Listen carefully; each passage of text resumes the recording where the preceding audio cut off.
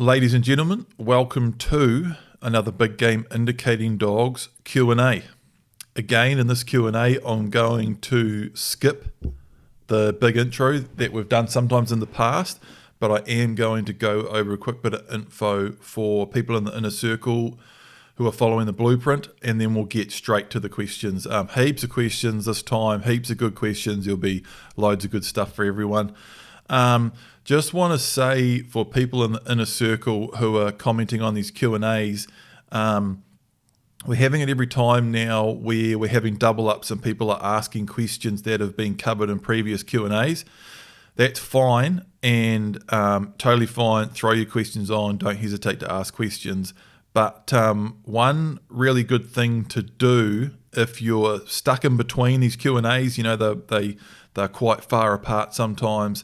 You can jump on our website. We've got all the previous Q&As on there, and Vinny spends a ton of time every time I do one of these Q&As, and he breaks it all down into the individual questions and puts what the question is and a time code, and that's all on our website, biggameindicatingdogs.com. And if you go to the menu, there's a drop down. There's a option in the menu for videos, and there's a drop down. If you click it, it's a drop down, and it's got hunting videos, other videos, training videos, and it's got Q&As. And if you click on that, all of the Q&As are in there. But I just realized I just made that way more complicated than it needed to be, because you can do that and you can go and look at all our Q&As, but you don't even need to go in there. You don't even need to go to the menu, nothing. Let's say, for an example, one of the questions on this Q&A is about snakes and dealing with snakes in Australia. That question has been answered in depth in Q&As exactly like this by me twice. And if you want to look that up on our website, you just go to biggameindicatingdogs.com, type in the search bar up top, just put snake, enter, and the two Q&As that have that answer in it will pop straight up. Click on them, scroll down below, and the time code's there for where that answer is in that Q&A. And we're actually going to make it, and there's about 20 Q&As on there now, which probably average close to 2 hours each. So there's like 40 hours of Q&As, which on the one hand is overwhelming, but you can just search it and then look at the time code and go directly to the answer. So if you're looking, we get a lot of questions about training with kids. If you type in kids on our search bar on biggameindicatingdogs.com, all of the Q&As with questions about training with kids will come up, and you can go straight to that and listen to the 5 or 10 minutes answer just about that. Scent training, type in scent. Gun, introduction to gunfire, type in gun. So on and so forth, whatever you want. It actually works really well. This was has always been my idea for these Q&As. It's there's heaps of cool sides to doing them. It helps the people that are actually following the Deer Dog Training Blueprint at the time. People that aren't following the blueprint can just listen and get loads of good information for free. And it's building that catalog index. And we've already got like 40 hours on it, and we're just going to keep doing it. And I don't mind answering some things 2 or 3 or 4 or 5 times over the while I'm doing these things. I'll do them for years, but because I answer them from different angles, and some people ask the question slightly differently every time. But if before you ask a question, or if you're stuck in between and you're thinking, man, when Paul's going to do this blooming Q&A, jump over to biggameindicatingdogs.com, search that keyword, and it's probably already there, answered 2 or 3 times. Another thing I want to say quickly is a big thanks to some of the key guys in the inner circle that are helping out with answering the questions in Q&As and on posts and everything. I think I say this pretty much every time I do a Q&A, but that inner circle is just an awesome community of everyone helping each other, and there's some real key people in there that are awesome hunters and trainers in their own right. that are doing an amazing job of answering questions, helping people out like as soon as they come up. I'm super appreciative of it, and I know everyone else is too. So you guys know who you are. Big shout out to you guys, and big shout out to all the people that have signed up to the blueprint recently. It's been awesome, and welcome aboard. Right into it. Johnny, probably been asked a million times, how many times a day or week should we train to see similar results to print? Every day is awesome, and you know, in a lot of ways you need to spend time with your dog every day anyway. Granted, you may have a busy day where you're not there, or you may even go away for a while. That's all right, going away for a week or something here, even longer, and having someone else look after the dog and just follow it as best they can and not stuff anything up. You may have the odd busy day where you can just get home, let your dog out in the backyard and give it a freedom session, and you don't train with it that day. But if sort of 90% of the time, or most of the time, you can do it every day, that's the best. How many times? Yeah, and you know, like I've said many times in Q&As and loads of different places, you can do 90% of it in 10 to 15 minutes a day, 4 or 5 days a week. You really can. And with longer sessions on the weekends or whenever you get time to do things like introduction to gunfire training, scent work, introduction of water, getting your dog around cows and different things like that. But most of it, let's say the weekday work, 4 or 5 days a week, man. You really can. Some weeks you might do a little bit less. Some weeks you might do a little bit more. And, it depends on a lot of different things. Every dog's different. What's the quality of your training like?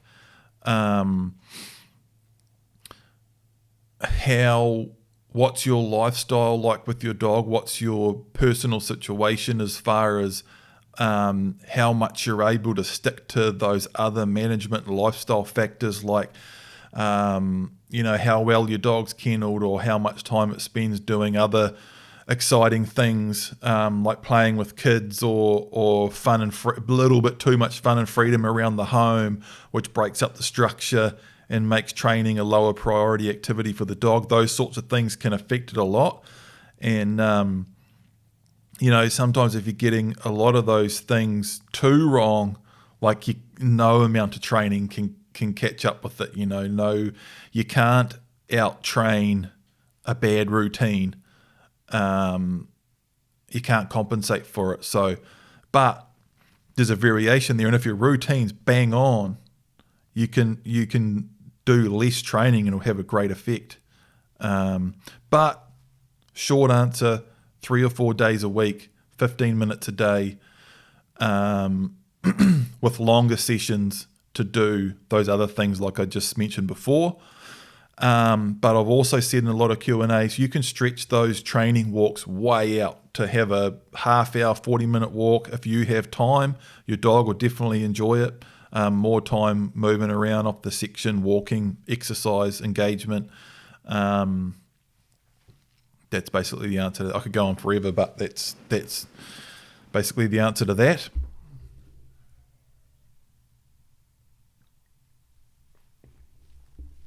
Sorry, quick sip of water there. Lawrence, my pup is ready to hunt. She is itching to get out. Lawrence is actually hunting now and shooting deer over his dog, going bloody well. So much so that when I go anywhere in my RAV, his little truck, when he goes anywhere in his vehicle without her, she whines and barks. Usually the missus is at home. That's how I know she does it. So Lawrence's partner's saying, hey, the dog's barking when you leave. It's only when you leave in the certain vehicle that the vehicle means the dog's obviously associated that vehicle with going out training, doing missions and things, and she's barking.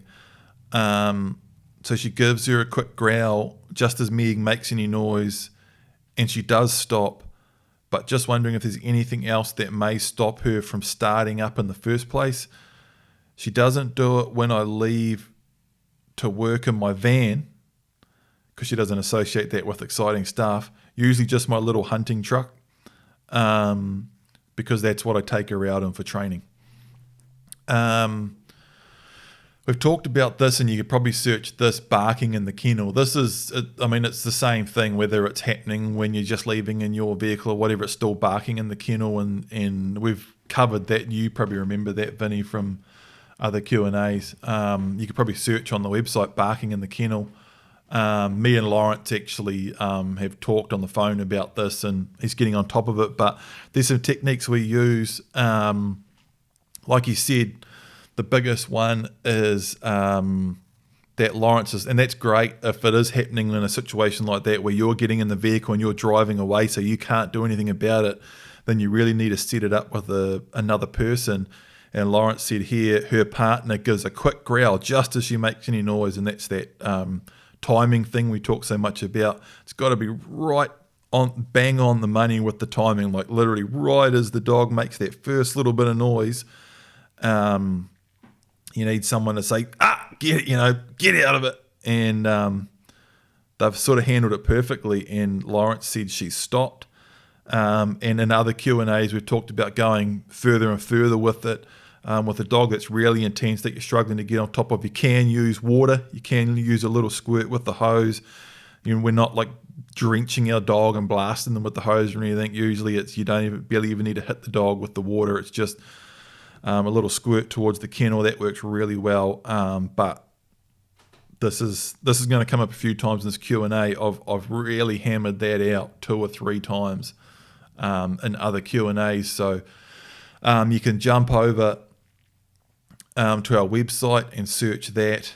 I wonder, you could probably do it on YouTube too. Probably. But yeah. And we're really not trying to drive people to our website here. We're just trying to do this as best we can without answering the same questions over and over and over and going absolutely nuts. But the website does work very, very well. And the links to the website is in this too. And if anyone gets stuck and I've said like, hey, I've already answered this, go and search it on the website, and you get stuck and can't find it or something, whether you're in the inner circle or you're listening on Facebook, YouTube, or our podcast. If you're listening on the podcast, commenting's a little bit harder, but jump over on Facebook or Instagram or YouTube or our website and email to say, hey, I couldn't find that thing you were talking about, and we'll dig it up and make sure you get it. But that's pretty much it, man. Yeah, it's in those other ones. But the way you've handled it's perfect, really. Yeah. And Lawrence is out slaying it with his dog now. What's her name? I think it's Meg. Probably wrong. But yeah, he's shooting deer. She's going bloody well. Jake, sometimes we'll be walking and Orion, I think that's how you say that, the dog, will do this thing where he runs forward, turns, drops, and locks onto me. And when I keep walking, he'll run at me, full sprint, jump up, biting. He only does it here and there. I'm just not sure how to stop him from doing it. We've done this too, eh? Can you remember? Yeah. It's not super common, but it does happen. It's relatively common. I don't know what this would be called in other Q&As, but there's a bit of a spin on the end of this one that I want to... I'll finish reading the question anyway, and we'll go over it here.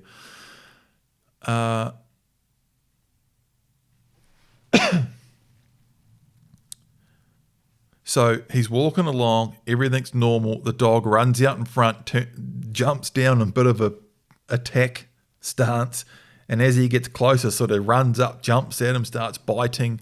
It's a real sort of playful, rebelling type. It's really your dog is trying to play with you like it would with a litter mate or another, with a dog that it's just with. It can be that the dog's just bored and sort of trying to play. It can be a bit of a weird, challenging type thing. When your dog's doing this, I don't think the relationship set up quite properly with the dog. It's usually, if you are just completely knocking the blueprint out of the park and doing everything perfectly, and your dog's not getting a load of extra free time, and you're able to spend enough one-on-one time with it, and you're carrying out the techniques properly, and you're not setting your dog up to fail, and you're just doing everything properly to the T, it's very rare that the dog will do something like that. It still can happen though. I'm not saying that if this happens to you, it's all your fault. It can happen where dogs can go through a little phase where it's just an age thing or an adolescence thing where they have a go at going through a bitey, pushback, sort of rebelling, annoying stage.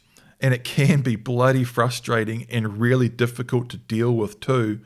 And in some cases, when a dog starts doing it and you start trying to use a command of disapproval, get back down, no, and the dog jumps up and you push it back down, that almost escalates the whole thing. And Jake says, I've tried reading him, and as soon as I see him go to turn and drop, I'll turn and recall him and keep walking. So I'm guessing he's doing a turn and walking the other way. Or I'll check him with the command of disapproval and keep walking, but neither seem to work.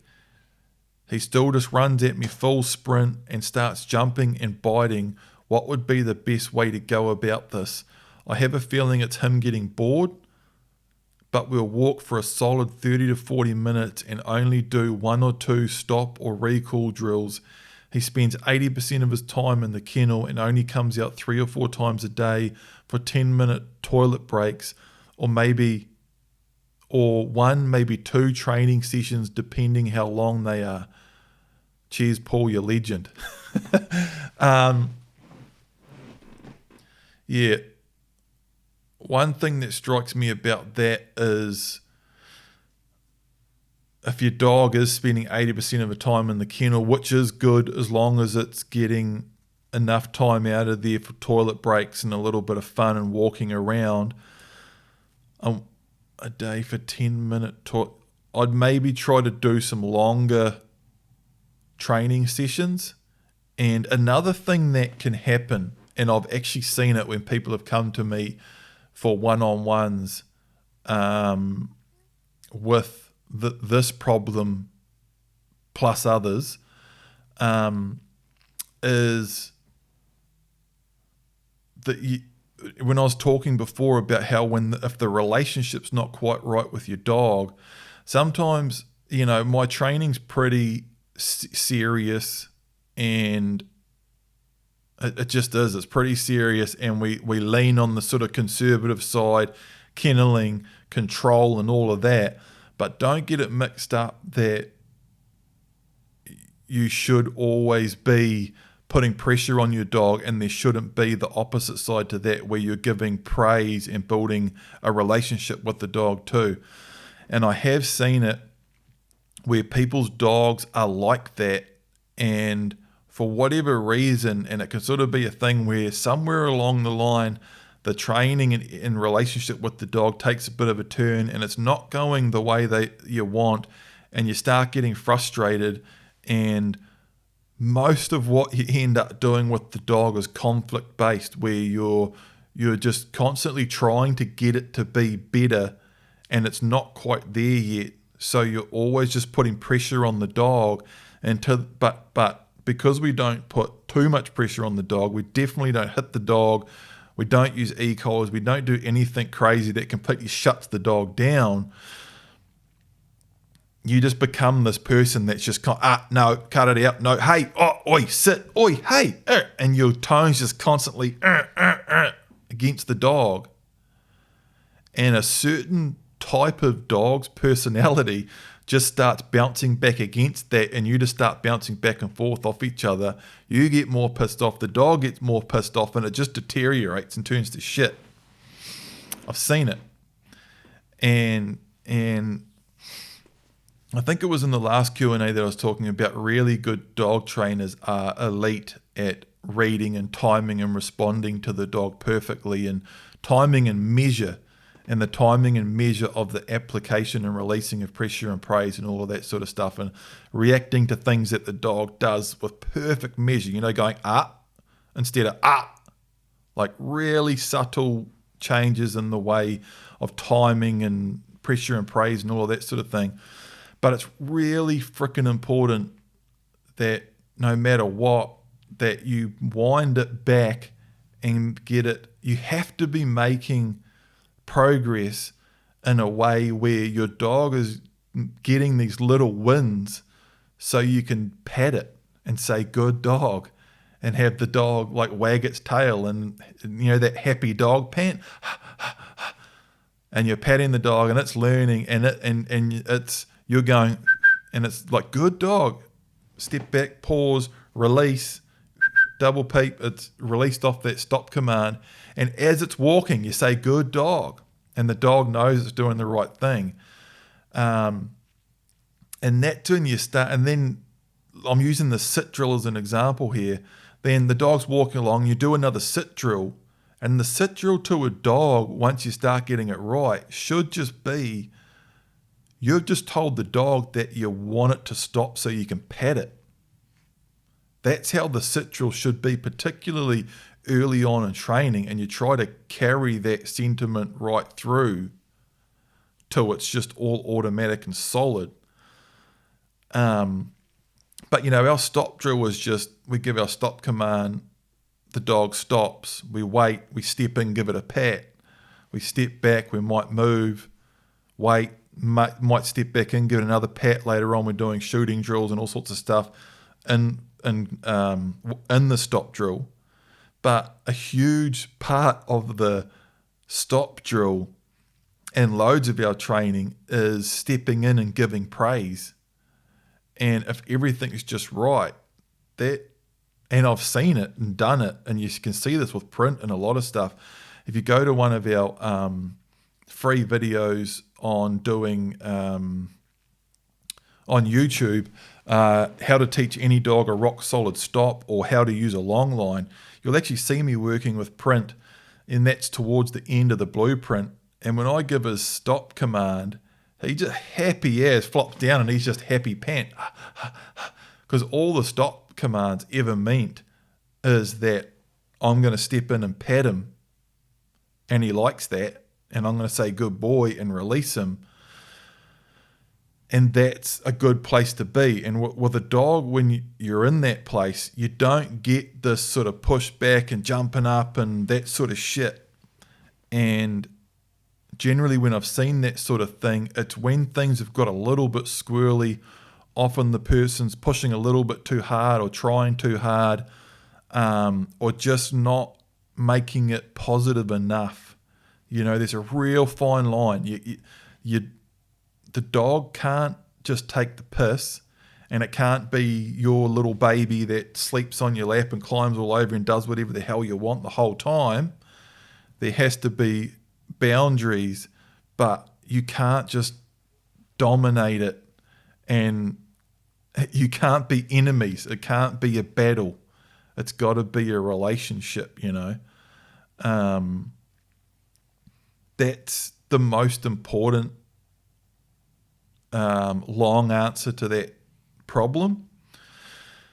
You shouldn't be clashing like that, and the dog shouldn't even be looking at you in that way where it's like wanting to jump up and do that sort of stuff. But so it was really important to cover that, but at the same time, it can be a bit of a phase. Print had a real short phase at one point when he was a pup, where he got a little bit growly and a little bit funny in some stop drills, like hardly ever, but he did it for it was almost for a couple of days, or once or twice here or there. And it is relatively common. And like a lot of things, and I've talked about this in other Q&As a lot,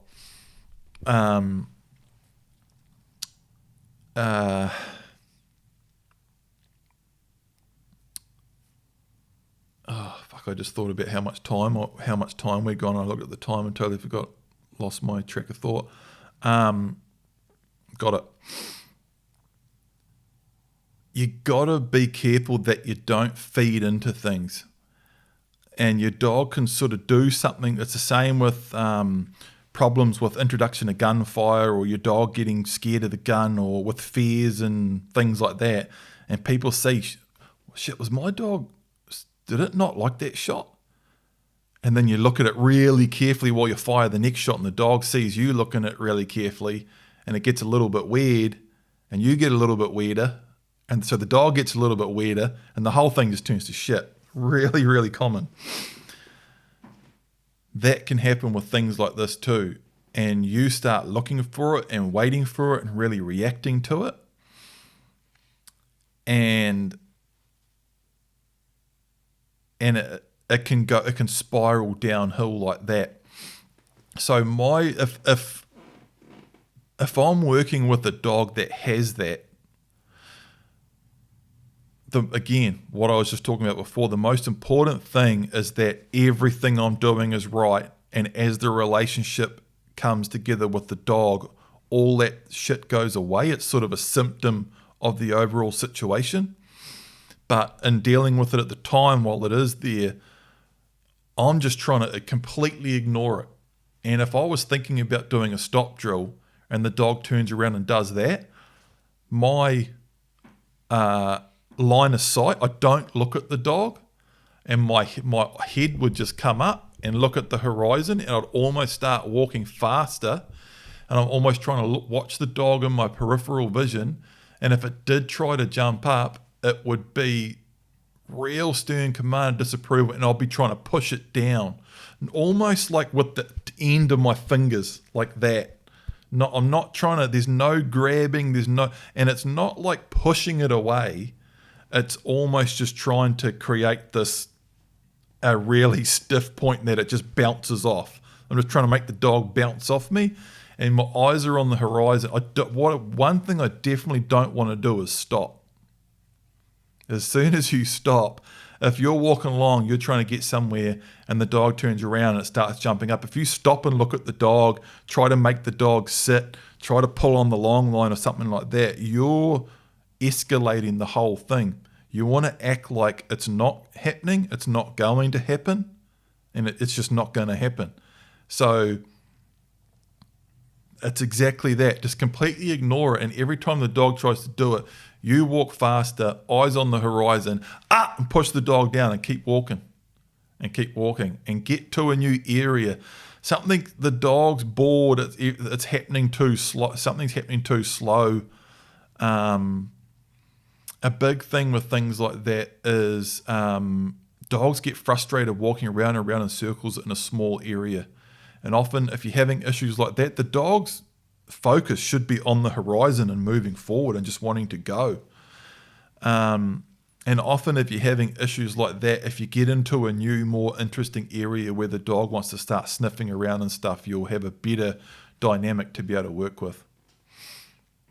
But that's my tip on that, is just eyes on the horizon, and it's just not even happening. Clarity of intent, it's in the blueprint in part 2 or 3. Clarity of intent, it's freaking huge for that. Huge.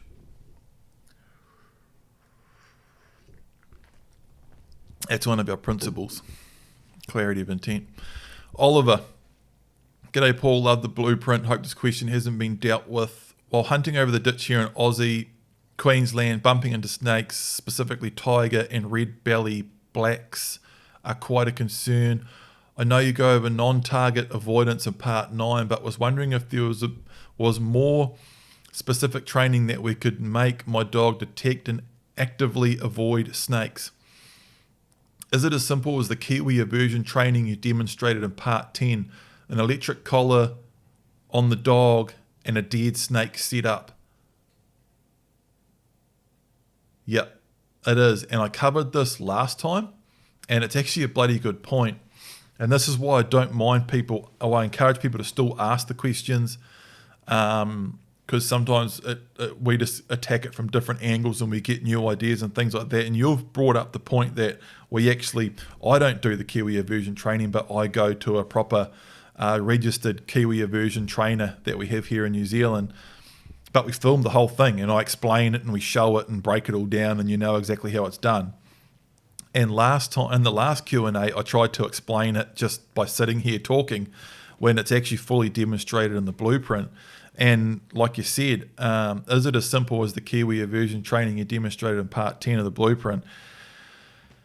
And it is. It actually is. I just stopped to think about that because I didn't want to sort of oversimplify it or anything, but it is. And Kiwi aversion training, while it does take a good understanding of dogs and dog training and fundamentals and all of that sort of thing to do properly, you definitely wouldn't want to just go giving anyone a e-collar and say, go and zap your dog every time it sniffs something. You know what I mean? It's fraught with danger. E-collars can be so easily overused and cause loads of problems and completely ruin a good dog if used in the wrong way. But that Kiwi aversion training is really clearly demonstrated in the blueprint. It is relatively simple, and if you do it yourself, so if you, Oliver, if you did have access to an e-collar and you wanted to get a dead snake, set it up like the Kiwi aversion training that you see in the blueprint and do it, that's exactly how I would deal with it, and that's what I talked about in the last Q&A. A couple of things on that, just a couple of reminders of principles would be pressure and praise and the minimum amount of pressure and praise required to get the job done, and don't have the collar turn right up to 10 and hold it down and completely fry the dog. You're actually better off doing the opposite to that, because if you have it cranked right up and 1 minute the dog's just walking along in the paddock and it sort of notices a snake and is halfway looking at it, and it gets this huge giant belt that just cancels out everything that's just happened, it's almost going to forget. It may not even relate it to the snake because it's just so overwhelming. It just blows everything out of the water. You're better off having it turned down a bit. It can be a decent little nick, you know. It's fine if the dog yelps and jumps back and things, but you don't want to completely overwhelm the whole experience till the dog doesn't even care what's just happened and just wants to shut down and run back to the truck. You actually want it to learn something. You would be better off having it too low the first time and the dog getting a little nick, thinking, shit, I don't like that, and then walking right back around the paddock and coming back past it, and it having another go and giving it a little bit harder nick, and then maybe try it out again 2 months later or 6 months later or a year later, and just make sure that it's got the message through, than giving it a massive, huge, big zap. And another thing is having a proper good setup. Like if you could get a couple of snakes, I don't know how hard snakes are to come by. I know nothing about them. We don't have snakes here in New Zealand. But if you because it's obviously quite serious, right? This whole snake deal. If you wanted to be thorough about it, you'd have a proper setup, long grass and maybe in some trees, maybe even in the bush, the type of environment that you would encounter the snakes in. Set them up properly, have a couple of them, have like a little course of it that you can walk the dog through, check it a couple of times.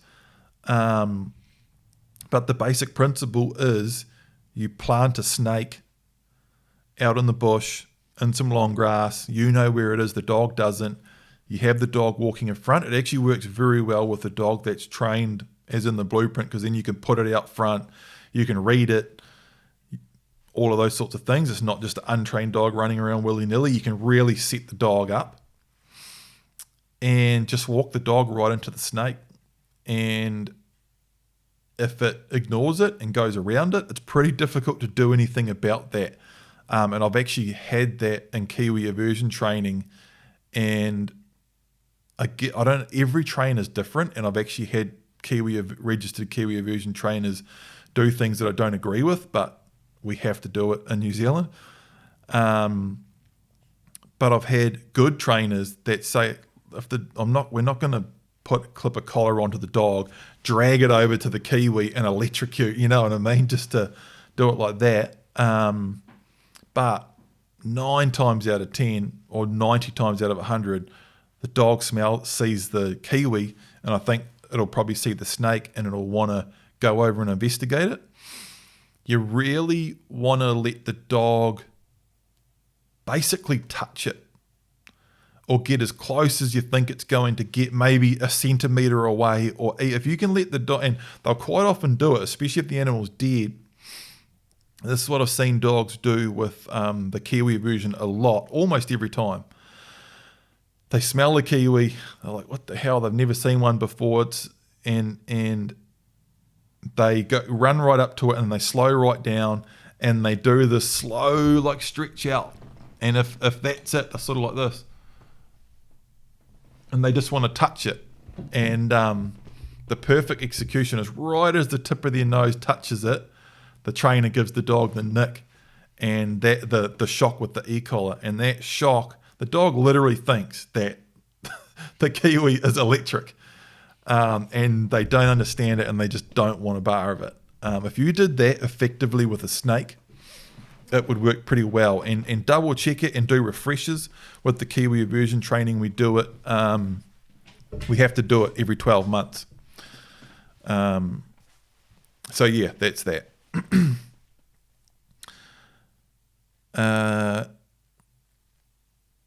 Mead. I think we got that name right. How do I get my dog to slow down when on the scent? Have been training her on deer hide and she goes straight to it all the time, but not slowly. And when we are in the bush, she won't slow down and stalk. She is a year-old GSP and has a very strong nose and will wind scent as well as ground scent animals. There was a couple of answers on that, and this is one of those ones where the answer is based without being too stupid about it. In this context, the answer is pretty much watch the blueprint properly. Like, how do I get my dog to hunt nice and slow and controlled? That's sort of what the whole deer dog training blueprint's about. And if you're in the inner circle asking questions, you've got the blueprint. So, and someone actually said that it's all in the blueprint, and it really is. Like answering that question, that's not far off. And I've literally had this question. I get it. I had it a lot. People say, hey, like people will message me through Facebook or something. They might have just found our page and seen all the deer dog photos and think, oh, cool, these guys are all about deer dogs and training deer dogs, but they don't know about the deer dog training blueprint. And they'll literally send a message, hey, mate, was just after some tips to train a dog. And it's like, okay, have you got 15 hours? Because that's about what it takes to properly explain it. And you can't explain it like from me. I couldn't just talk for 15 hours and you'd know how to train a deer dog. But if you film the whole thing and break it all down and explain it and demonstrate it, you know how to train a deer dog.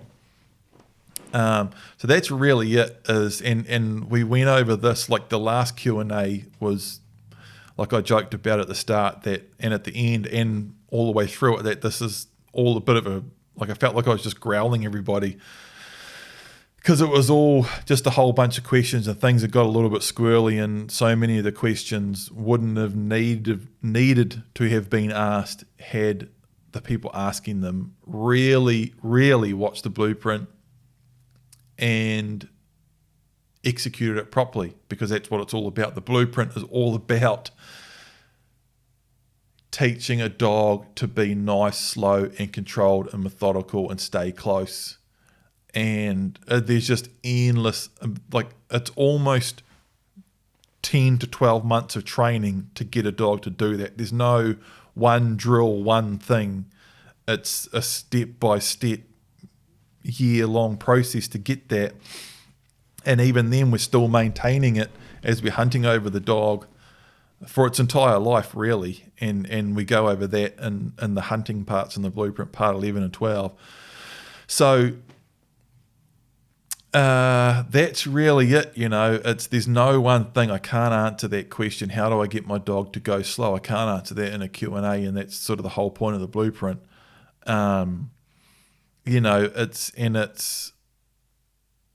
It really is. There's another question coming up later on that someone said, I've loosely followed the blueprint and my dog's not doing what the blueprint says it should do, but I haven't followed the blueprint properly.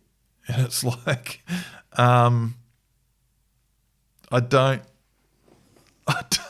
literally what one of these questions, like, I haven't followed the blueprint properly and my dog's not doing what the blueprint says it should do. So how do I do that? And it's like, well, you follow the blueprint properly. And I don't want to get, I don't want to offend anyone. I don't want to get, I don't want to have a go at anyone here, but it gets a little bit difficult at times.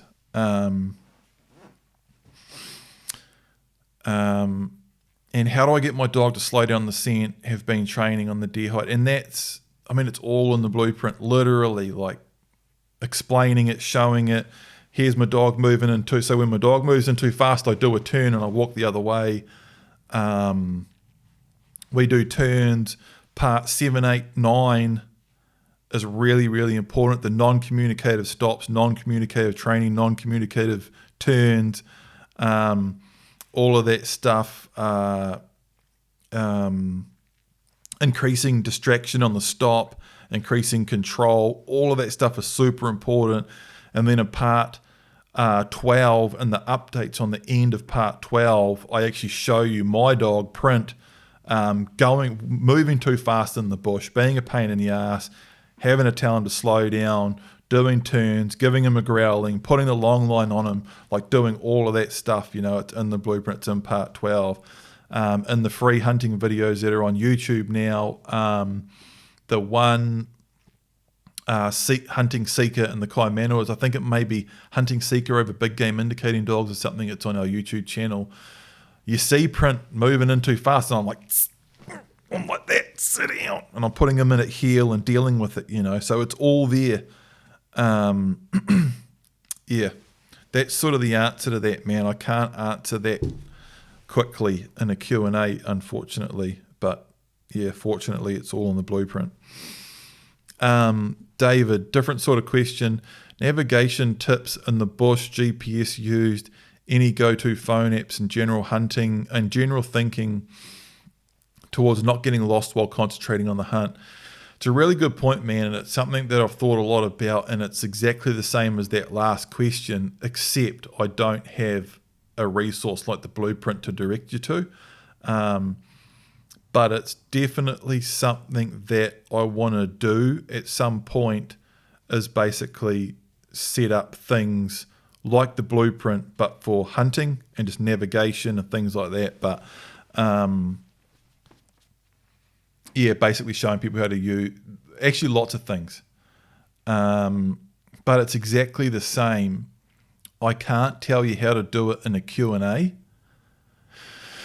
And it's actually a lot of work to put together the proper information that people can just watch and actually know how to do it from that. And that's something I will probably do one day. But there's lots of things that I'm going to do.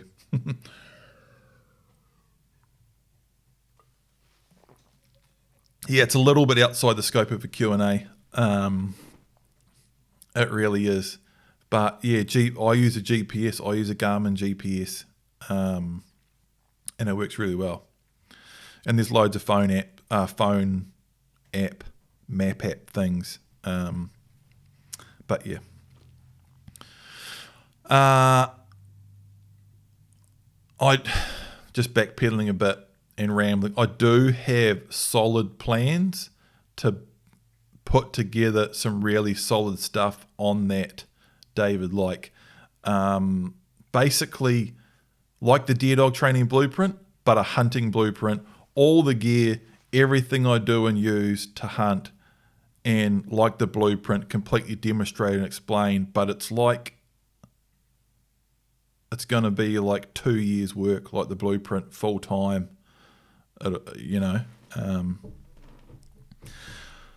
I think I'll definitely do it one day, but I've got quite a few things to do. We're going to do, this is another question coming up. I'm going to do a deer dog boot camp video series, and I'm going to do a bird dog boot camp video series. I'm going to do it both with Miko.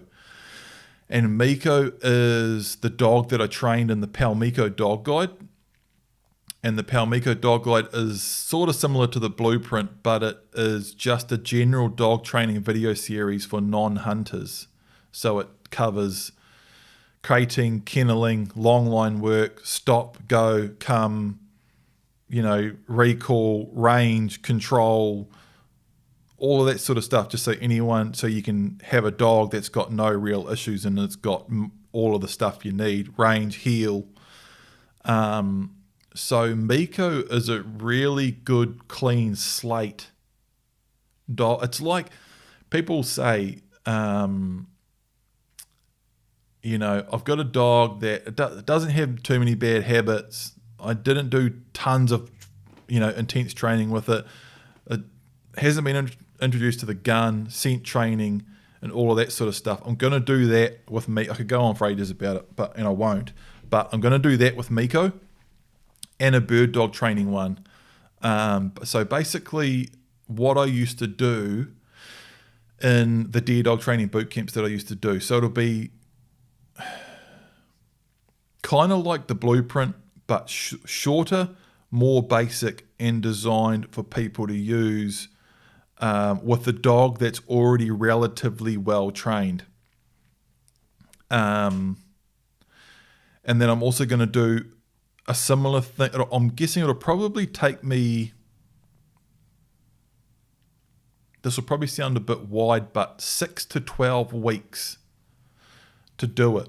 Depending, I could do it in 6, but because I have to film it and edit it and build the websites and everything, it's probably going to take 6 to 12 weeks to do the training, but you could probably do the training in 6 or 8 weeks from a dog that's, say, 2 years old, sort of a pet, no real bad habits, it's never chased the shit out of anything, but I need to introduce it to the gunfire and range, walking in front, loads of different stuff. I'm going to do that.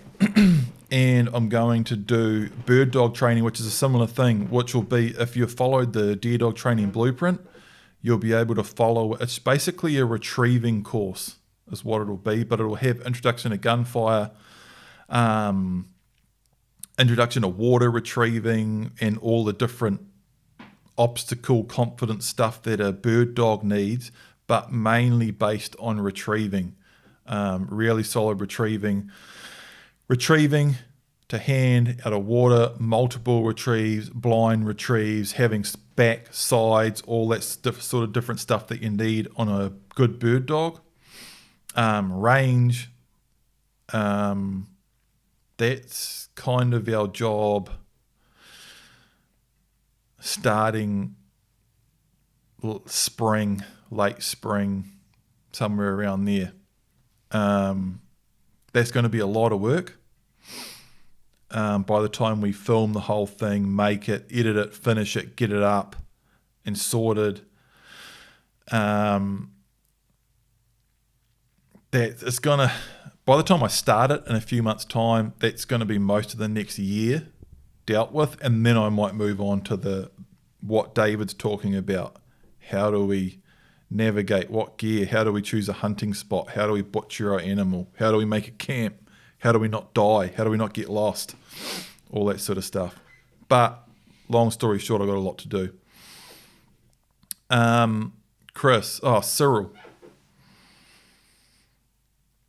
My dog's been going really good, but last hunt started chasing bunnies and possums. His range is usually really good.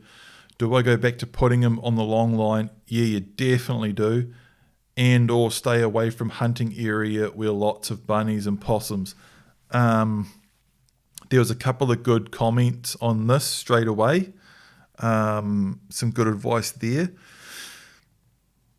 My dog's been really good, but last hunt started chasing bunnies and possums.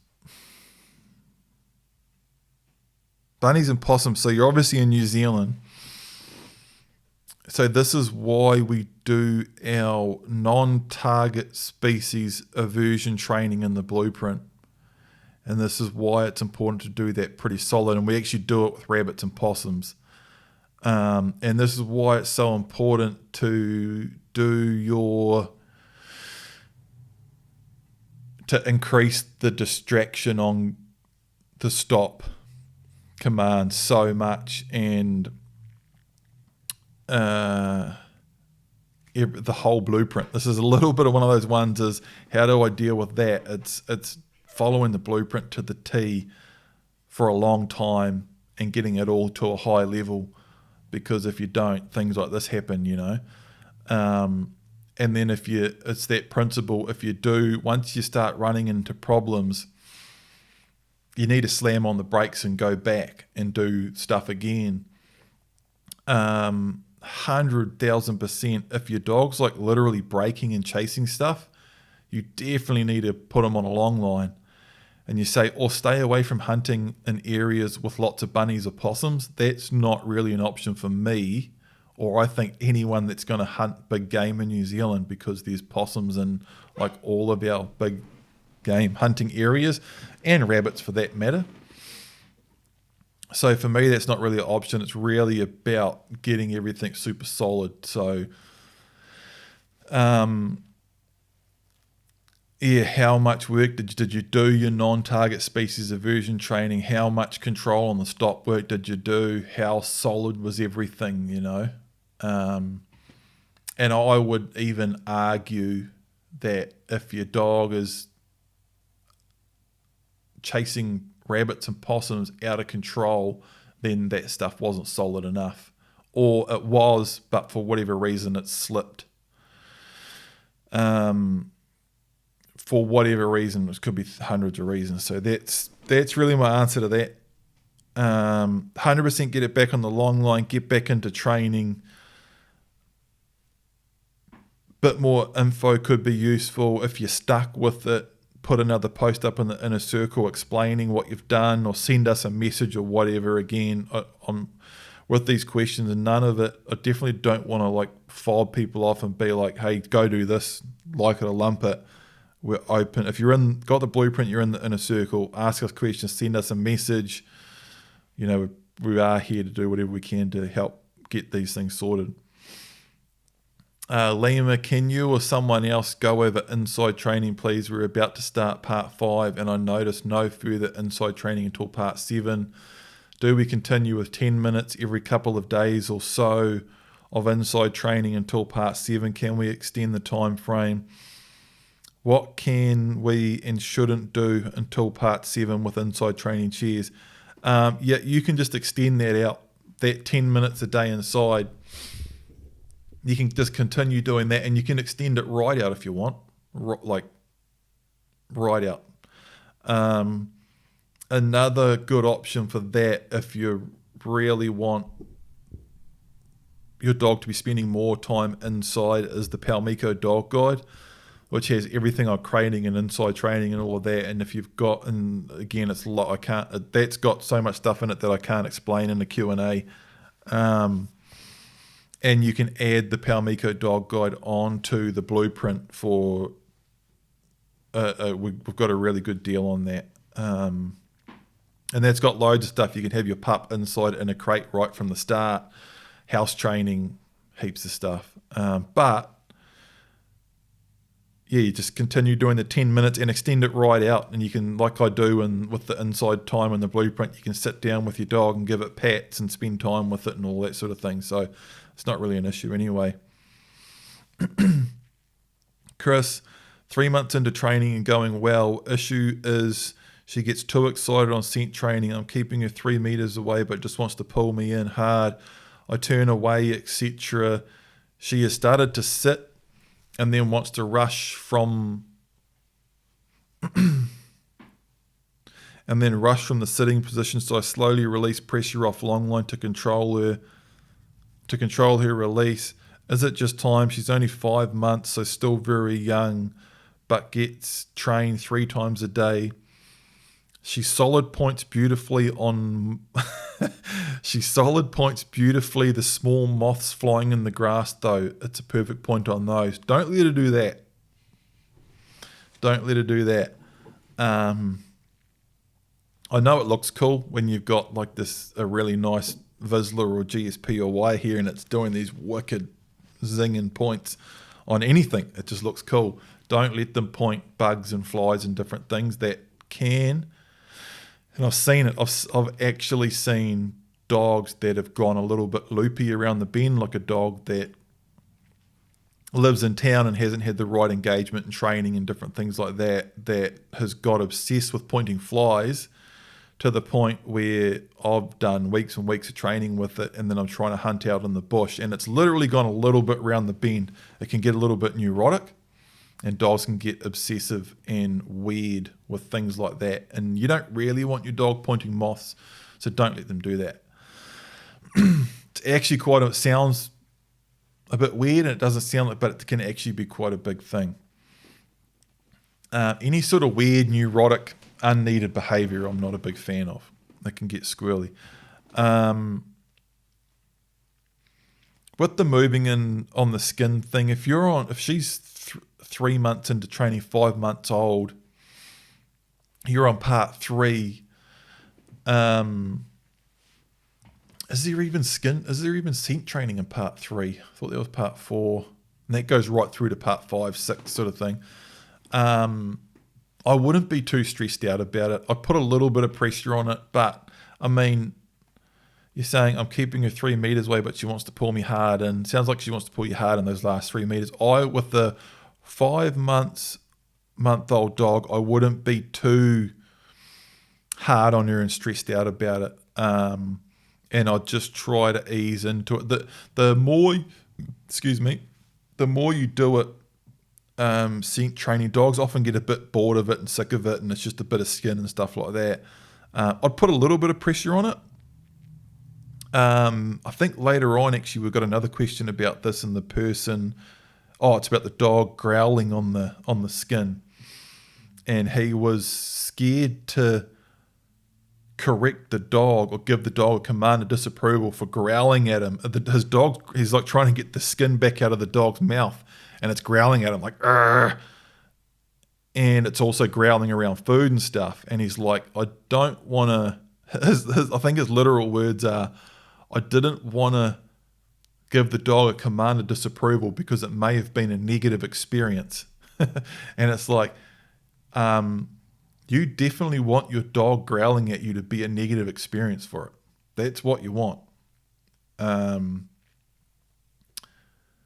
And people can become a little bit unstuck sometimes when training hunting dogs, because and even actually in handling them later on in the bush on deer, because they don't want to put pressure on the dog for trying to hunt, even if it's doing it in an incorrect way. And while you do want to be really careful that you don't, and that's why we always talk about the minimum amount of pressure to get the job done. You don't want to like scream at your dog for moving in too fast on a deer that's already dead or indicating or the bit of skin, because it's just unnecessary and silly. But you do want to let the dog know that what it's doing at the current time isn't necessarily quite how you want it to be doing it. And it's really important that you do, and that it's really important that you don't do nothing. So I sort of started answering another question connected to this, but it's all in the sort of same thing. So I would say try to manage it the best you can, and lean on it a little bit, but don't go nuts about it. Don't feed into it. Don't worry about it too much. And if you're only on part 3, the next 4, 5, 6, 7, 8, the next 5 or 6 months of training of the blueprint is all about unwinding and calming down and sorting out all of that stuff anyway. It really is. and don't let her point moths, please. Marcus, hi Paul, I have an 18-month-old GSP. Over the last year and a half, he was with me while I shot 5 deer. All the deer were shot on private land while sitting. He contributed to 2 because I was looking in the opposite direction and the dog indicated he was on the long line and steady. We approached the deer after the shot slowly and I did not make a big fuss. Once we got there, my dog was scared of the one deer. Back then, my dog was not ready to come off the long line. Now I can't take the long line off because he will push his range and I end up putting long line back on. With the long line on, I hardly get a chance to correct unless we are in the bush and close to game. When he gets pretty crazy, in my opinion, I did a tremendous amount of exercise on the long line and still do once a day, but I just don't seem to get there. I know to be able to hunt successfully, the dog has to keep his range without the long line. Not necessarily, and that's covered in part 12. Sorry about the terrible long question. By the way, I watch all the videos you do about indicating dogs. Awesome, thanks.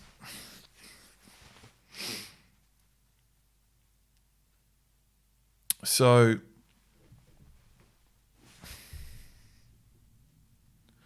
it's a little bit all over the place there.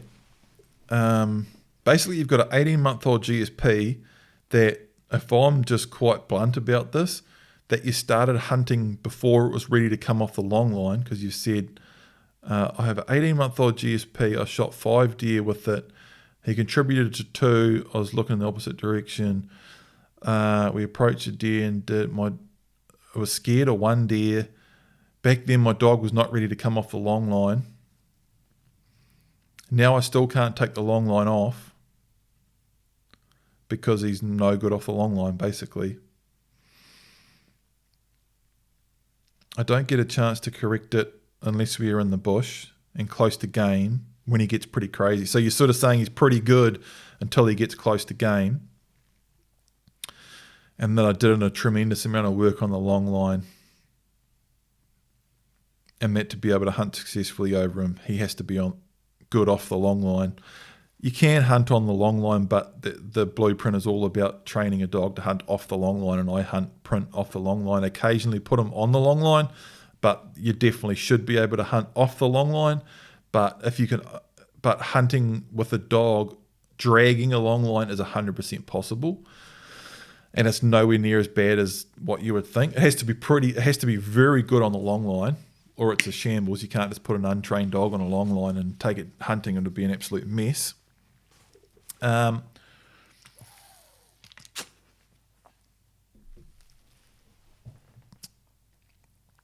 Excuse the drinking sounds. This is just another case of having to get the training way more solid first. You know, you've said there that back then my dog was not ready to come off the long line. And you're basically saying now he's not ready to come off the long line either. So you've got to get him able to come off the long line, and that's training, you know, and that's the following the blueprint. I think this is one of the questions that I was sort of saying that was coming up later, that the answer to it is following the blueprint properly. And there's nothing I can say in a Q&A that isn't way better dealt with in the blueprint. And that is really it, man, you know, and I don't want these Q&As to just be, here's Marcus's question, read the question. Answer to that is follow the blueprint. And, you know, I think people are like, oh, all these Q&As are just about getting people to buy the blueprint or follow the blueprint. But it's not that way at all. But, you know, that's why I busted my ass making the blueprint. And it was a shit ton of work. And while it's fun and I love all this stuff, it's also really freaking hard too. A lot of it's kind of a pain in the ass. but it works, and that's why I made it. And the idea of these Q&As are to further help and support people that are following the blueprint and give as much free information as I can. Like if people for whatever reason can't or don't want to buy the blueprint, you can still learn a hell of a lot listening to these Q&As, and people tell us that all the time. But that's really it, man. If your dog's no good when you take the long line off, then you've got to train it better. That's really it. It really is, man. That's kind of my answer to that. And Marcus has also asked, how do you teach a dog to backtrack to camp? And can I feed my dog raw possum meat and rabbits if I don't want him to hunt these species? I've fed dogs a lot of possums and rabbits and things over the years, and I wouldn't necessarily say not to do it, but I'm also not saying that everyone should do it either, because there are possible issues with it. I'm talking like with possums, you've definitely got to cut the claws off. I've seen people that feed a heap of bones and small bones and possums and rabbits. I've seen dogs get bloody blocked up in their stomach and stuff like that. Having said that too, as long as you do it right, cut the claws off and all of that, like my old dog Tessa, if she's in my book and my old articles, all that sort of stuff, she's on Facebook and Instagram. She lived in the bush with me trapping possums and shooting deer and all that sort of stuff for literally years. And she ate hundreds, if not thousands, of possums. So you can definitely do it. But as far as he's asking, can I feed my dog raw possum meat and rabbits if I don't want him to hunt these two species? You definitely can. It's got nothing to do with that. If maybe you could definitely make the argument, if you feed your dog possums all the time, then the first time a dog smells a possum in the bush, it will probably be mildly interested. But that's just where good training and good handling later on and all of that comes into place. So long story short, yes, you can. Yes, you can. Zach, I have a 3-year-old female GSP, just wondering if I've missed the boat for training her for stalking. She is always up the bush, but have a stalk with her yet? Nah, definitely not. We get this question a lot, but again, it's good to answer it again from different angles and from different people and all that sort of stuff. We've had loads of people train older dogs with the blueprint, if not just as much as starting off with young pups, if not more than starting off with younger pups. Because a lot more people have got dogs than are getting a new pup, And 100%, starting off with a young pup is best case scenario.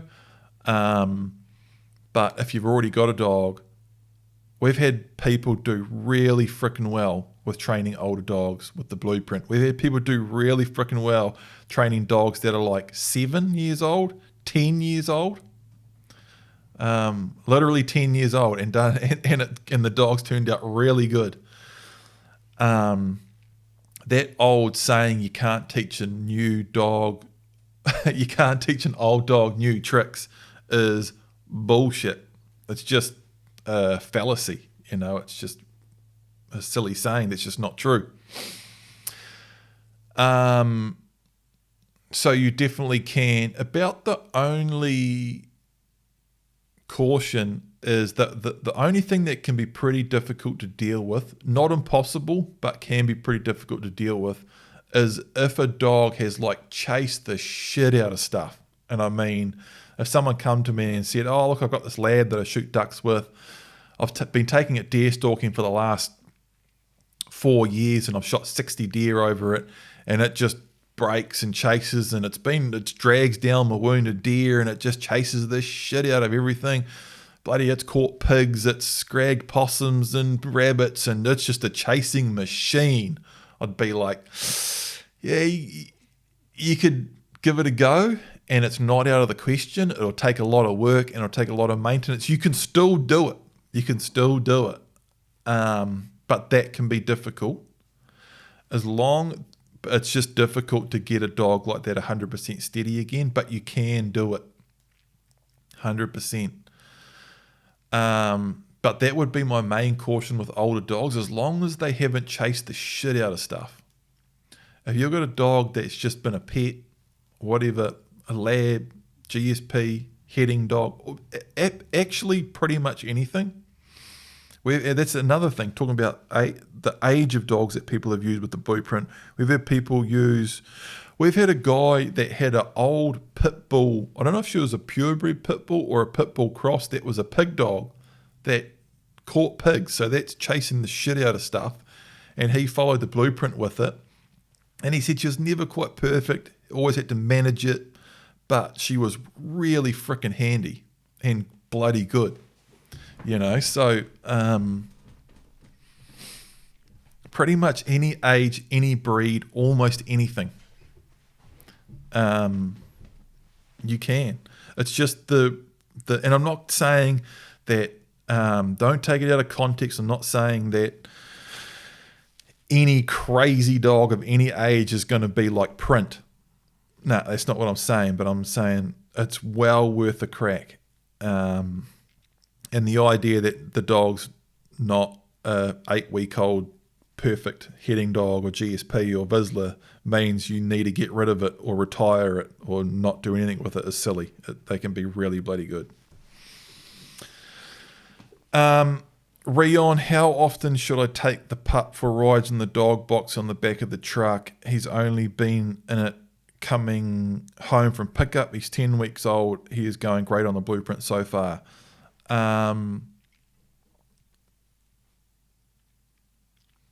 If he's 10 weeks old, I wouldn't be too worried about it at the moment. And if you watch the blueprint and keep watching it through, you'll see that as I start doing introduction to water, introduction to cows, and different things, that Print's actually in and out of the truck quite a bit. And we also talk about different things. Print actually had a little issue where he was a little bit scared of the truck. He got sick in the truck coming home, and then he got a little thing where I'd walk over to the truck and he'd try to back away, and we used that to demonstrate non-avoidance training. So it sort of just comes out in the blueprint anyway, that your dog is in and out of the truck, and we talk about it quite a bit. But I would say, to answer it now, I wouldn't worry about it too much if you don't have to, if you're able to train straight from home, so your dog isn't going in the truck as part of its routine. And you could you're in a scenario where you could do all of your training. You could have access to farmland or paddocks where you can shoot, and there's a creek there and a few trees. You can basically do the whole blueprint from home. By the time the dog is 12 weeks old, I'd be wanting to get it in a vehicle once a week. And start off short, 5 or 10 minute drive. If you go to the dairy or into town or up the road to a mate's place, real short trips are perfect. And I'd be just trying to slowly extend that as the dog gets older until it's, easy doing 1 hour, 2 hours in the truck or something, because it definitely is something that dogs get used to. And short trips and driving nice and smooth. And it might sound a little bit silly, but 100%. I still drive slow. I don't drive annoyingly slow, but I don't drive fast, and my tires last for ages because I drive slow around the corners, because I've almost always got dogs in the back. And over the years, I don't throw my dogs around in the back, and it makes a big difference. And actually, sometimes if I go hunting with someone else, and I'm thinking, when we're driving back from the hunting spot, I'm thinking, I reckon Fly's probably spewed up in the dog box by now, because old mate's fucking hoofing it down this windy road. His dogs have obviously got used to it, but it is something they get used to. So it is a good question, easing them into it,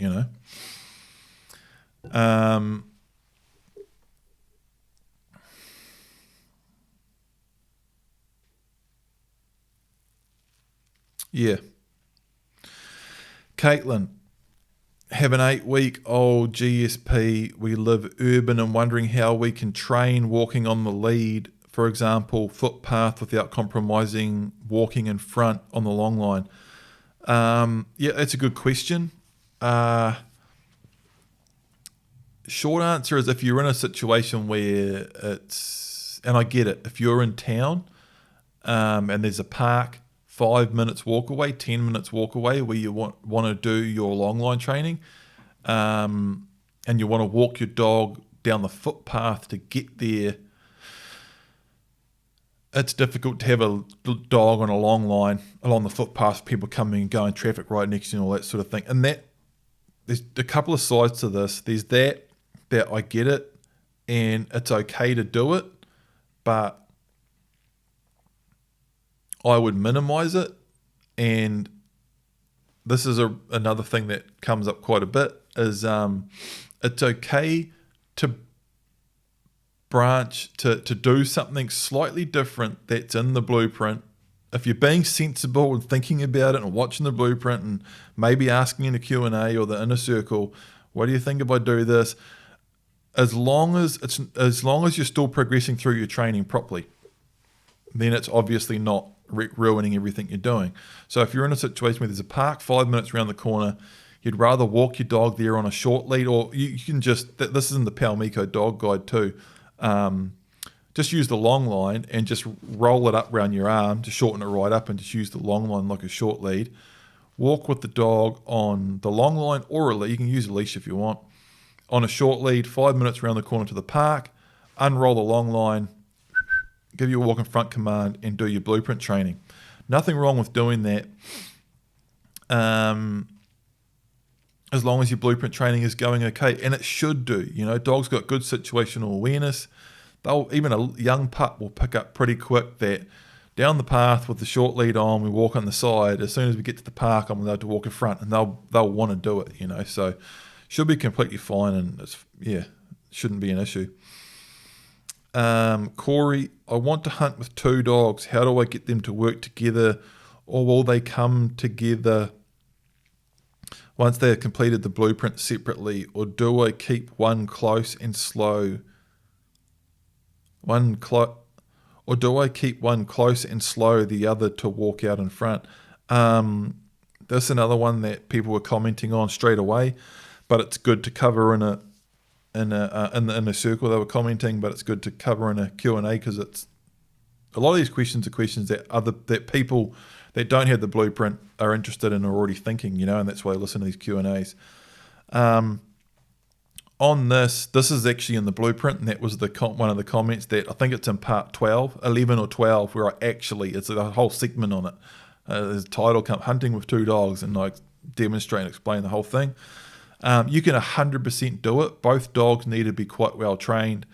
And I don't hunt with 2 dogs out in front. I don't recommend it, but if you've got 2 dogs that are well trained, you can 100% hunt with 2 dogs. Works perfectly well, but I have one in front and one at heel, and all of my dogs, particularly indicating dogs, have 2 main modes: out front hunting, indicating, and in behind at heel. And and the dogs pick it up quickly too. And I think I even cover this in the blueprint, how it works really well. It's good to go out, take the 2 dogs out, and do a few test runs. Don't go straight to your meanest hunting spot, thick bush, pain in the ass, off track with deer everywhere to test it out. Ease into it a little bit. And it works really well on a narrow walking track. Just a classic New Zealand dock track. I'm sure Australia has the exact everywhere. It's just a trail in the bush, 1 lane person track. Because it's narrow, and you put 1 dog in behind you and 1 out front. And I use their name to release them. That's all in the blueprint. Because if you've got both dogs have the same release command, and you do that, they're both going to walk out in front. That's why hand signals are so handy. All of our commands have hand signals attached to them too.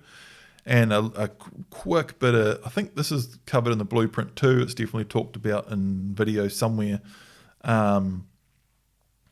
about doing stop drills and having both dogs sitting, say print and fly, and I go, one of my, the hand signal for the come is I touching my leg with my hand, and I'll say fly and touch my leg.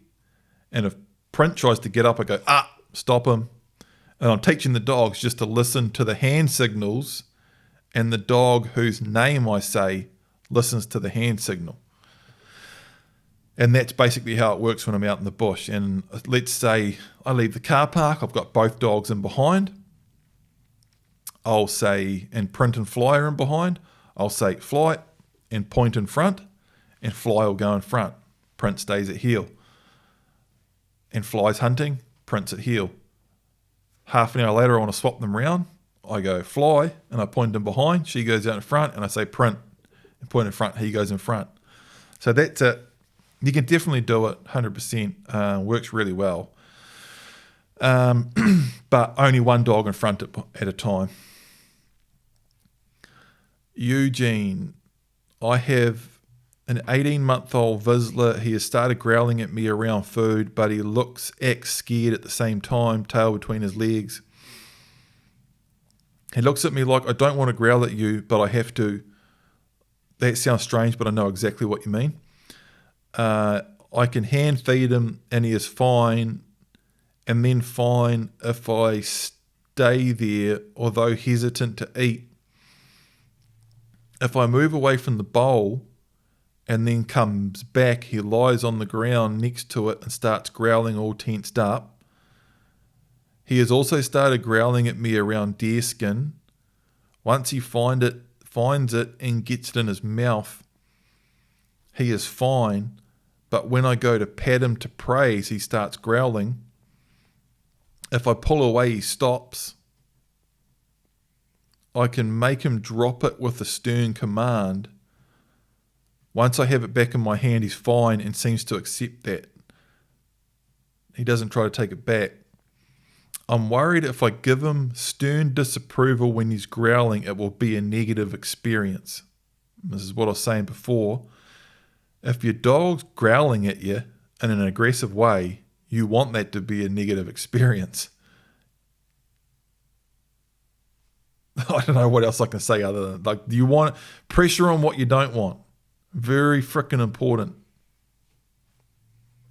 You don't want your dog growling at you to be a positive or even a neutral experience. You really don't.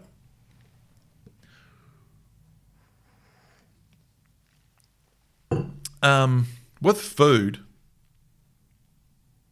this actually opens up quite an interesting subject. And I have touched on it sort of. There's a little bit about it in the Palmico Dog Guide. I sort of avoid talking about anti-trick training stuff because some people get really pissy about it. And the whole food thing just doesn't come up that much. I've talked about it briefly in a couple of places. I can't even remember where. But I don't do any treat training. I don't make my dogs sit and wait for their food. To me, all of that stuff's just weird. And it's weird, disrespectful, pointless. I hate it. I hate it, and I think it's strange. It's my dog's food. Imagine going to your mate. Here's your burger that I just made tea. This is now wait. Okay. It's the weirdest shit. I'm talking to Vinny. Me and Vinny's loving and Vinny are laughing. Vinny's sitting offside here. It is the weirdest shit. And it's the dog's food, you know. And to me, my dog's food is my dog's food. It's nothing to do with training. It's nothing to do with wait. And so I'm not saying that this is what you're doing here, but this is just opening up a whole topic. And I'm going to loop right back around. But all that shit, treat training, wait for your food, it can create weird neurotic shit, you know, and just contempt from your dog. Why do you want to piss around with your dog's food? Don't just, that's one of those times where it's an opportunity for me to get my dog to like me. And I do no waiting for the food. And because of that, my dogs don't scoff at their food. Dogs that like scoff at it, doing all that, put the dog's food down, wait, no, and then people say you should be able to take your dog's food back off it. That's what makes dogs eat crazy and scoff their food and get all strange about their food and growly and weird and all that sort of shit. Because first you make them wait, then you take it back away, and it just gets weird. It really does. And then that can roll over into other weird shit. I just don't like it. To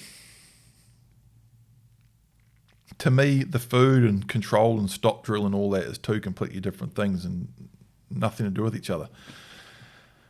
And I know how weird it can get, and because it is. Dogs feel very strongly about their food, and if you start to make it weird and start to make it a scarcity thing that the dog sort of has to compete or do something about, it just gets weird. To me, the dog's food just should be their food. They know when they're going to get fed. They get fed the right amount. They're not starved. They're not overfed, and it's a real routine thing. I feed my dogs twice a day. They know when they're getting fed, and I'll actually say, "You want some biscuits?" And I go over to their food bucket, pick it up. They know they're getting fed. They both wait, and I put it on the ground, and they both just eat it, and that's it. So that's one thing I'll cover off on all of that. Like, I don't do anything weird with my dog's food, and trust me, this is a big thing for me. It's actually weird that I haven't talked about it in a Q&A, either that it's not in the blueprint or the Palmico dog guide or anything. And I actually think it's quite a big thing. And the other funny thing about this, but it's actually quite common with quite a few other things, is a lot of the things that a lot of really good dog people do or won't do is very, very popular in a lot of modern mainstream dog training. Like, hey, that's funny. Like, that's one of the last things I do, and I freaking hate it. And treat training and making your dog wait for their food is one of the first things that everybody does it. And it's the weirdest, stupidest shit out. That's just being frank. And that's just telling people what I do. It's weird if I'm doing something and feel strongly about it and people are following my stuff and I haven't even told them, so it's just important that I'm honest and frank about it. So covering all that's covered. I just want my dogs to be happy and relaxed around food. And the ironic thing about that is because I haven't made it weird, if I ever did want to make my dog wait, if I did just say, sit, they would. But it's separate because I've trained them that in training, not with the food. And I could just grab the food back off my dog because that's the relationship that all the other training gives me,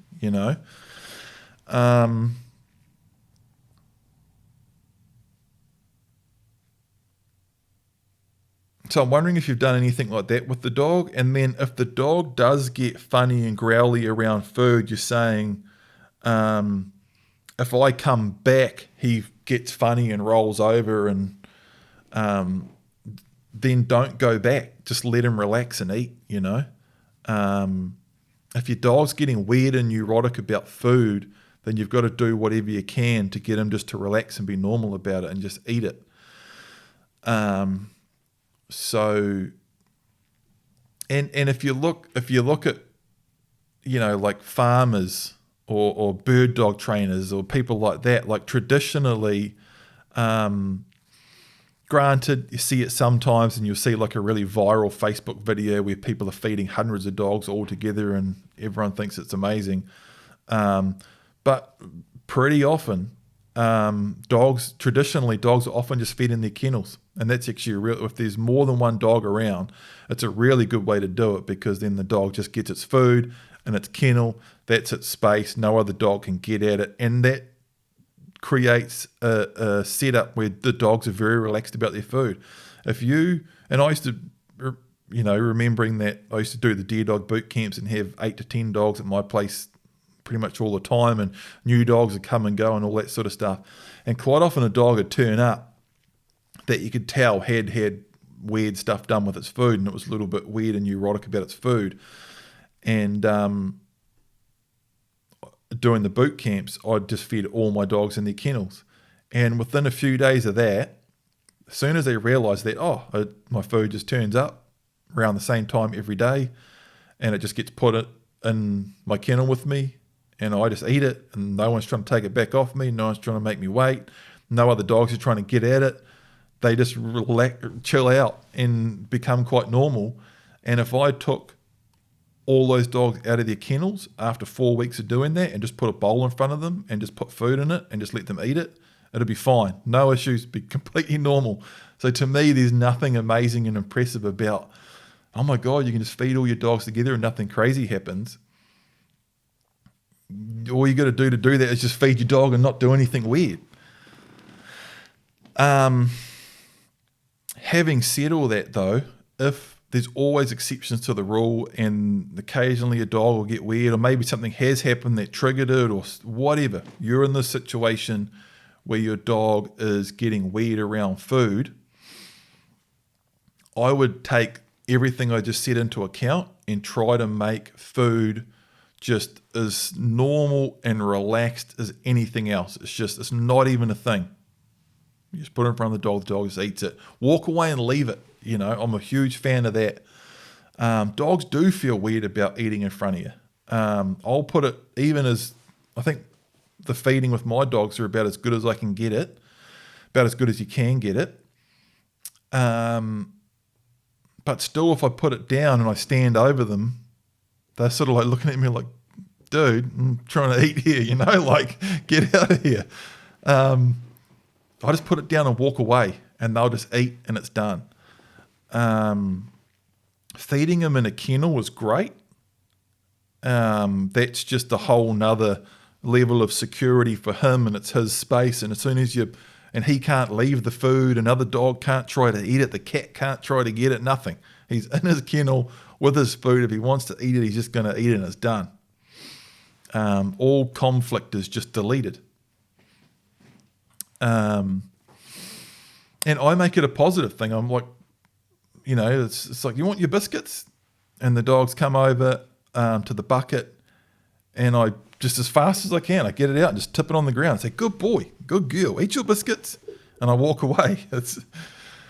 And they're all stoked and wagging their tail. Yeah, the boss has just fed us. He's awesome. That's one of those positive relationship things. The dog's looking up to you. He's the dude with the biscuits. So that's that. But having said that though, man, yeah, growling with the skin. It sounds to me like it started with the biscuits, because you talked about feeding him, and then when you try to go back and all that sort of stuff. And then you're saying, he said, he also started growling at me around deer skin.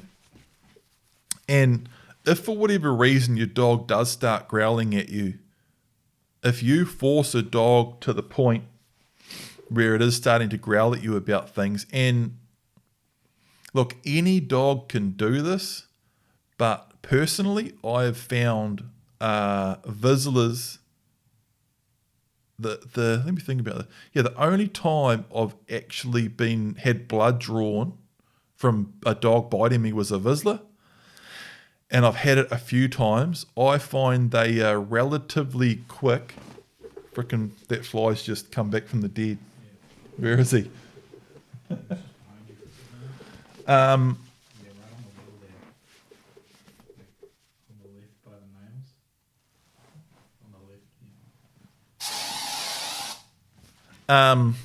Flies and podcasts and just don't work well for me. I've found Vizslers, if your training isn't bang on, if your training and your routine and management isn't bang on, so everything doesn't just go perfectly and really well and step by step, and the dog just gradually learns and it's never failing, so you're never having to put pressure on it, everything's just bang on, they're fine. As soon as you get into a little, and I'm not just singling out Vizslers here, but again, I am saying I have found some Vizslers to be a little bit more that way, but then other breeds are too.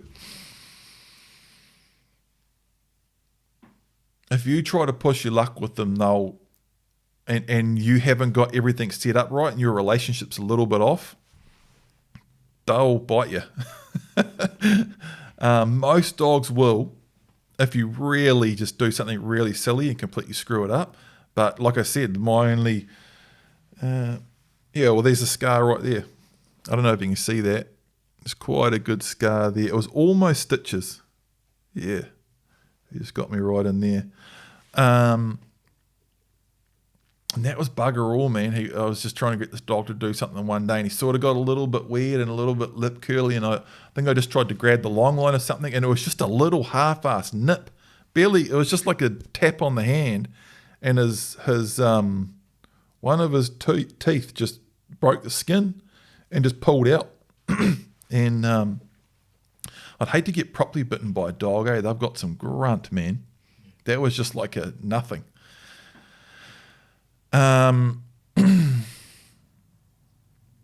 But yeah, if you get into the wrong situation with the dog and it doesn't like what you're doing, and you push your luck, I'm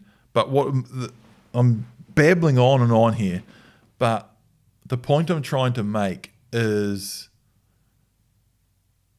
if whatever you have done or whatever that dog is like is landing you in a position where you're trying to do something and that dog is baring its teeth, and you're in a situation where, I have to step back, it's a really, really bad situation, because now you've just taught that dog that it's got something over you, and that if it really wants to do something, if it really wants to either not do something or do something, i.e.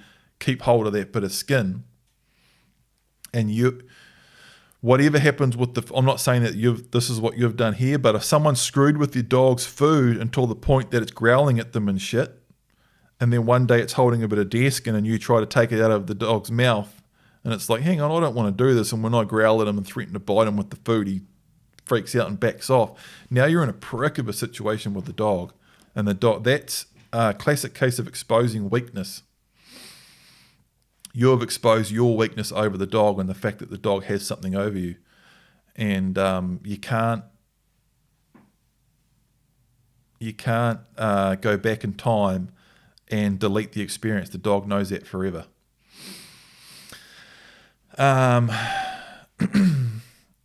So it's really important just to not end up in that situation. Having said that, though, it's also really important that you're saying, I was worried to give him a stern disapproval when he is growling because it will be a negative experience. And like I've already said 3 times, you definitely want your dog growling at you to be a negative experience. You just, cut it out. Cut it out. And I'd hold the long line and grab the skin and pull the deer skin and the dog apart by the long line. And I'd come down on it like a frickin' ton of bricks, like big time, real quick and fast. And when I say that, I don't mean hurt the dog. I don't mean, beat it up or do anything crazy. I mean, within the confines of how we show you how to correct a dog on the blueprint, which is a check on the long line, command of disapproval, step towards the dog. If a dog just even looked at me weird, that made me even think it might even be thinking about that, it's like, cut it out, get out of it. And I get that bit of skin off it and walk away. and go home.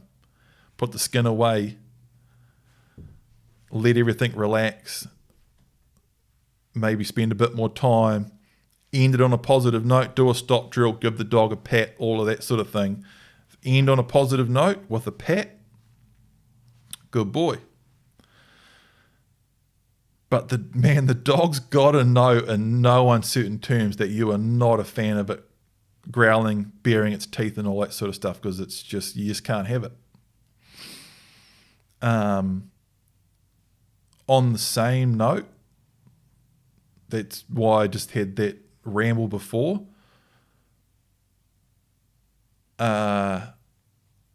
If you do it in the wrong way with the dog that's baring its teeth, it'll bite you too. So it's quite a complicated situation that you're in. It actually is. And that's why I'm babbling on and on about it, because it's there's a lot of different sides to it. It's quite complicated. And it can get very, very serious, depending how bad it is. But hopefully that gives you plenty to work with, and let us know if you're stuck with it. Ask another question, send us a message, all that sort of stuff.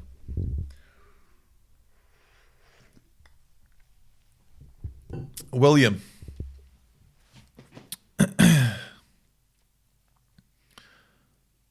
Hi team, have trained a dog successfully in the blueprint and have since moved in with the missus, and her dog and mine had pups. I am now into training my new pup and find it hard to get the pup to train effectively. I find it hard to get the pup to train efficiently every time I take it away from its sister and the other dogs. Should it be in its own kennel? Yes, definitely. Should they be allowed to play throughout the day while I'm at work? No, definitely not. Thanks in advance. That could be the end of that. That could, honestly, man, I do this really serious rant on that in part 1 of the blueprint about how important kenneling is, and I've talked about this in a lot of Q&As about how dogs, put in the time code of this, how dogs prioritize activities. Like, I don't know, training to, however you name it, but put prioritizing activities so people can search that.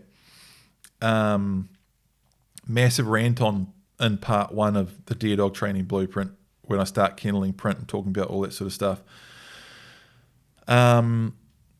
You're saying you're training this pup. You're saying you've successfully trained a dog in the blueprint. Now you've moved in with the missus, and her dogs have had pups, and now you're training a new pup and you're finding it hard to train the pup effectively. Should I kennel it on its own? So I'm guessing it's not kennelled on its own. And should they be allowed to play throughout the day while I'm at work? So I'm guessing they're playing throughout the day while you're at work. And I don't think we specifically say you have to kennel your dog on its own, but we specifically say you have to kennel your dog. And it is important that you kennel it on its own. And it's definitely important that the dog doesn't play with another dog all throughout the day while you're at work. Again, we've said this over and over and over in Q&As and in the blueprint and advertising and websites and everything, that I did a post about it recently on Instagram and Facebook. Might have been on Palmiko, I can't remember. It was my dogs, Print and Miko, sleeping on the couch.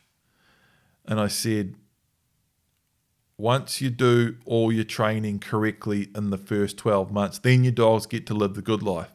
So you've got to follow the training properly for the first 10 to 12 months. Get your dog to the point where it's hunting effectively, or it's effectively trained, and it's doing everything you need it to do, and it knows how to do it. Then you can start giving your dog more freedom and responsibility as it's ready for it.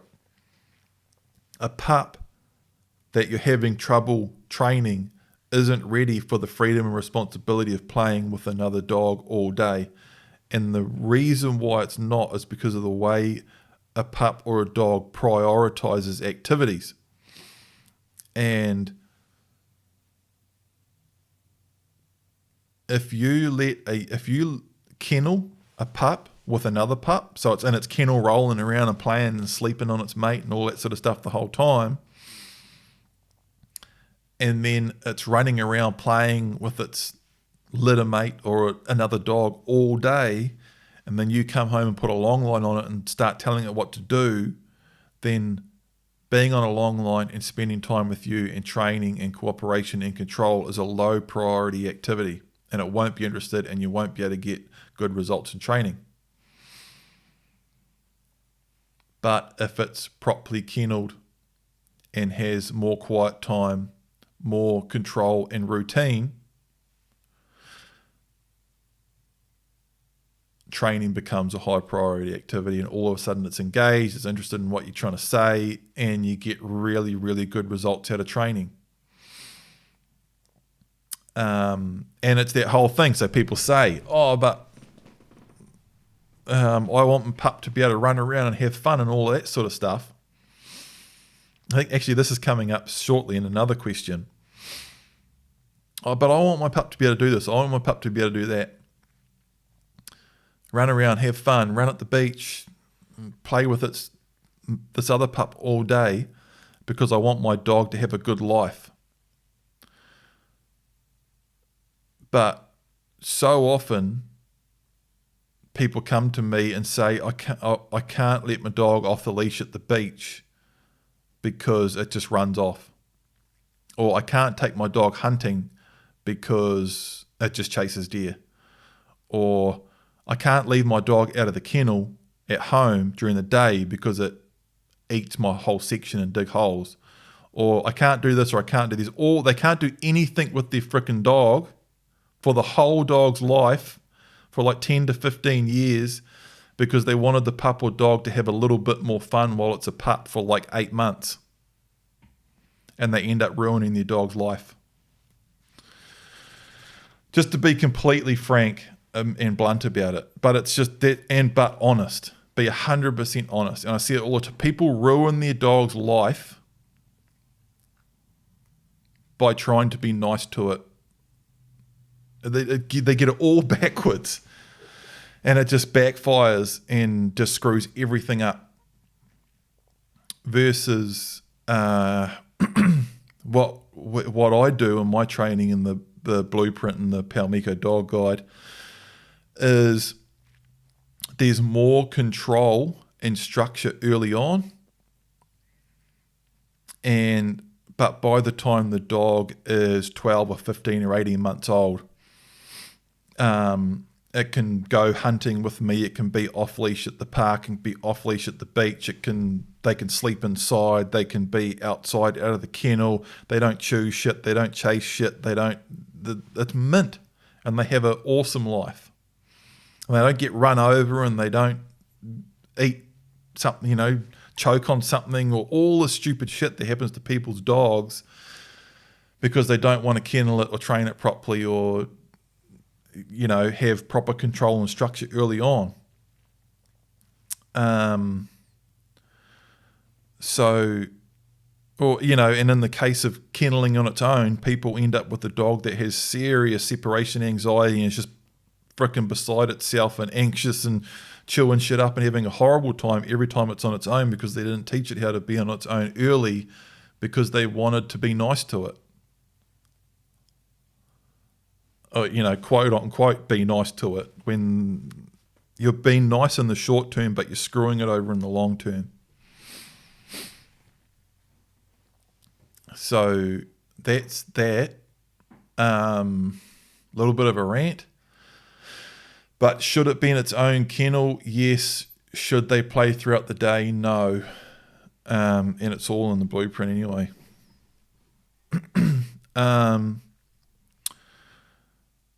Little bit of a rant there, a little bit blunt, but I've just got to be honest, I can't sugarcoat stuff and not tell people what actually works and the truth. Tom.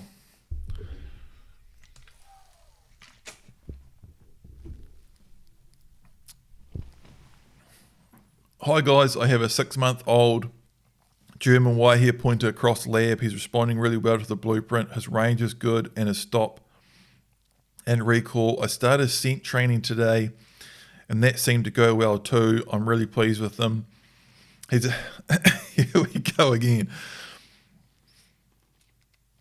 I think this is the good one. He is a family dog, however, so sleeps inside in a crate. In a crate's fine. Oh, in a crate, well, hole under the stairs.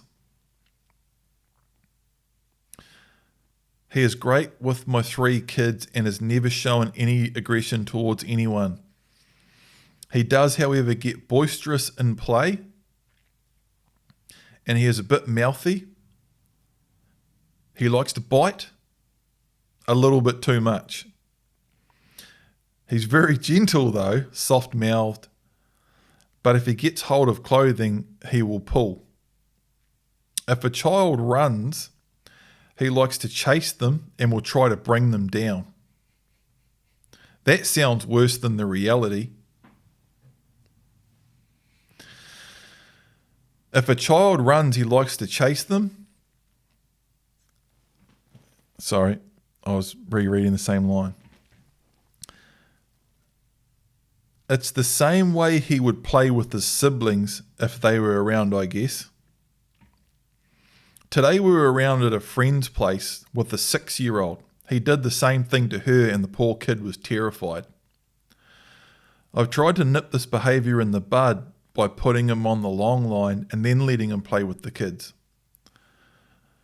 The problem is, when I'm there, he behaves himself.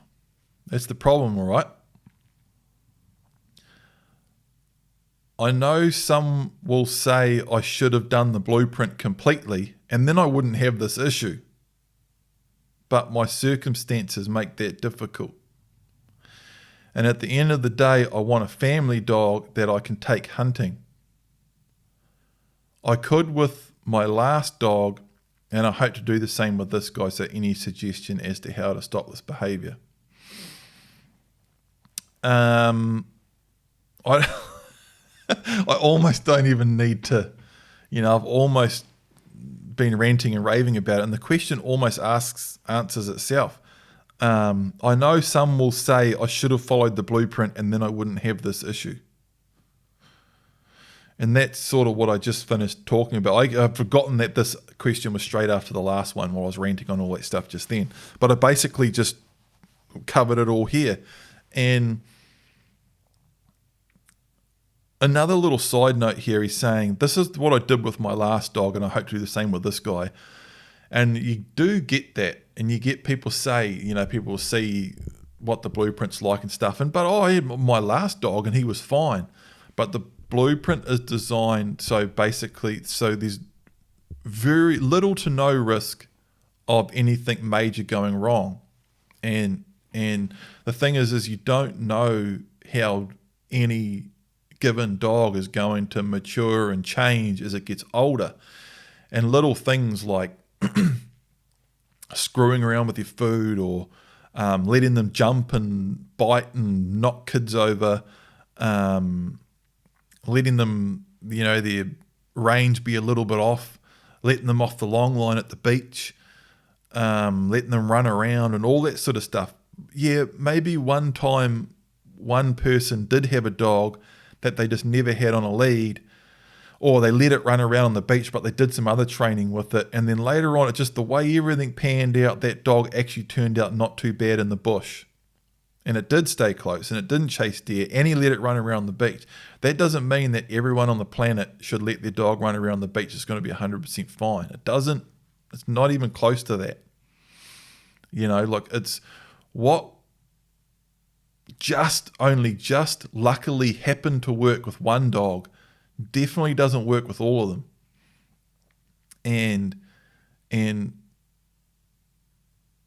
just because you've had one dog that bites and jumps up and knocks over and does all of that stuff as a pup and it just sort of mellowed out as the dog got older, or it just did it with your kids but no one else's kids, doesn't mean that it's going to escalate as the dog gets older and be full on and try it with someone else's kid. Or like down at the beach, just run full blast up to some kid and just smack it over. That is not even your friend's kid. So and that's how all my stuff is designed. So you can do it with all your dogs, and there's basically no chance of anything ridiculous happening. And that's why little things like this that some people laugh about. There's actually, this reminds me of a post on Palmico that I've got to talk about too. It's a pup biting someone's shoe. And they're sort of showing me, look what our pup's doing. What do we do about this? But they're laughing and they're sort of letting it do it so they can get the video. And the pup's biting their shoe and she's like cracking up and he's filming cracking up. And dogs know what laughter is. Laughter's good. Everyone's having a great time. So you laugh at a pup biting your shoe. That's encouraging, training it to do it. It's encouraging it to do it. And it does seem funny when it's an 8-week-old pup. And it can be funny. I'm not saying, a pup can bite your shoe and you laugh and go, cut it out. And then, you can have a laugh, but then sort it out next time and go, okay, that was funny, but we know that if we let a tiny little funny thing like that slowly escalate over time, it can actually turn into quite an issue. And something like that, letting a dog, not stepping in and addressing it and letting a dog jump and play and bite and chase and not take down kids. That's your words.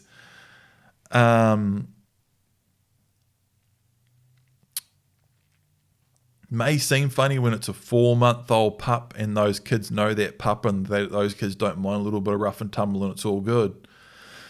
But that can look, at the very least, like best case scenario with that is that pup does it at your friend's place and now your friend's like, do you mind like putting your pup in the car because that was pretty full on? And now the pup's in the car, not like chilling out with you at your friend's place, and if you exercise and if you use proper training and control and step-by-step introduction of freedom and responsibility as the pup's ready for it, and you're quite conservative with it and you don't let anything like that even start, then later on the pup or dog can come to your friend's place and it can play with the kids and it's not out of hand, So that's where that's why in those things in the blueprint where I'm like, this is very, very important. The way it's got to go in a kennel and you don't let it jump on the kids. And some people get a bit eye rolling. Oh my God, this dude's like the fun Nazi. But it comes from that place of seeing, I've seen dogs put down multiple times because people were trying to be nice to it. And it sucks.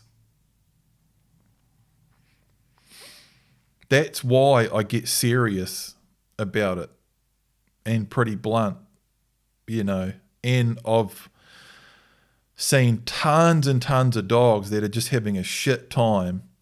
And it's most of my boot camps used to be, hey, got my dog here, can you sort it out? And then they want the dog to be a hunting dog, but the dog hasn't been properly trained. And now it's 2 years old with all these bad habits. And I've got on a long line, sit down, no. And then I'm having it was called a boot camp for a reason. It wasn't it was full on because that's what you end up having to do. And like proper training, like the blueprint or the Palmico dog guide. Yeah, there's more crating and controlling on the lead in that, but I'm actually trying to avoid all that negative shit, and I'm trying to make it as fun and lighthearted and as good for the dog as possible.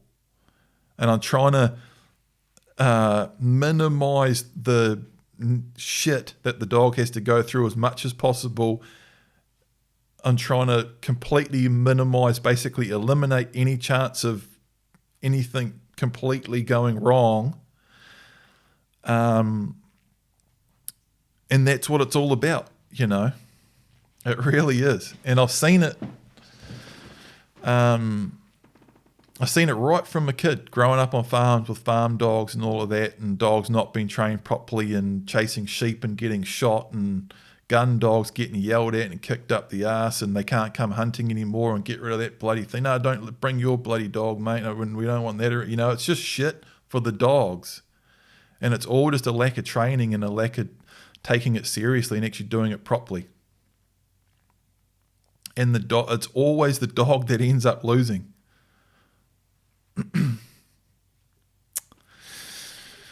Moving right along. Tim, 8-month-old heading dog pup, sometimes does a short burst of crazy running, often after some pressure extended stop, but sometimes out of the blue, turns back to recall, but in a running loop, and I scramble to stand on the long line. What's the best way to manage that? And do pups grow out of it? It's pretty much the same question that it's kind of exactly the same. It's whichever one that was. I don't know if you've got that there, but the guy's dog that was the same, very similar thing. It was darting out in front, jumping down and hopping up and blasting around. It can be a phase. I know it's bloody annoying. Sometimes it's because the relationship's not quite right. But sometimes it is just the thing that they do anyway, and the best way is trying to ignore it, clarity of intent, just that eye on the horizon, keep walking, correct the dog if it really tries to jump up, and just try to move along into something more positive. Let us know if you get stuck with that. Isaac, I have a 5-year-old brown lab that I'm wanting to retrain, but he's a bit overweight and submits a lot of the time, just wants belly rubs and to chill, but he does get energy when I pull out a lead, hoping he will get excited. Hoping he will get excited once I get into one-on-one time. He has good ears, but I don't have access to some facilities you use and don't have deer skin or deer gun at the moment. Hoping it goes well with him, or should I just buy a hitting dog that is lighter and start fresh? Tessa, the dog I was talking about before, was a black lab. Labs can be incredible. You're saying he's a bit overweight? Hugely common for labs to be overweight. So freaking common. And it does. There's no upside to any dog being overweight. But when you're talking about a Labrador being a deer dog, it's especially so. And a lot of people that say, oh, labs are just fat, slobbery, noisy, bloody hopeless. You know, the people that rubbish labs, it's because like so many Labradors are overweight. Like I would almost say the majority of labs are overweight. And anyone or anything that's like grossly overweight is you're heavier on your feet, you're panting and bloody sweating and all that sort of stuff.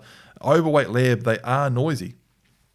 But first thing to do, and not only for that, it's the quickest way to kill them and ruin their hips and all that sort of stuff. It's really important to not have a dog overweight, you know. And it's crazy how efficient labs are on food and how little you have to feed them, particularly if they're not getting much exercise. It's crazy how little you have to feed them to get them down to a healthy weight. But a lab that isn't overweight, they're freaking machines, man. I had Tessa as a trapping dog, and there'll be people that disagree with this, but I don't care.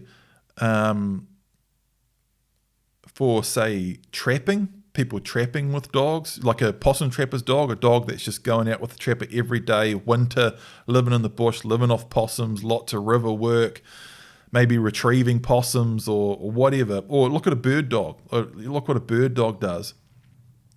I know guys that have preferred labs in the past for crossing Labradors into pig dogs and goat dogs, to just real hard feet, real hardy dogs, super freaking hard workers, biggest heart, and you just can't break them, and they're just always stoked, and it'll just work so hard all day and just not get footsore, not drop lip, just keep going.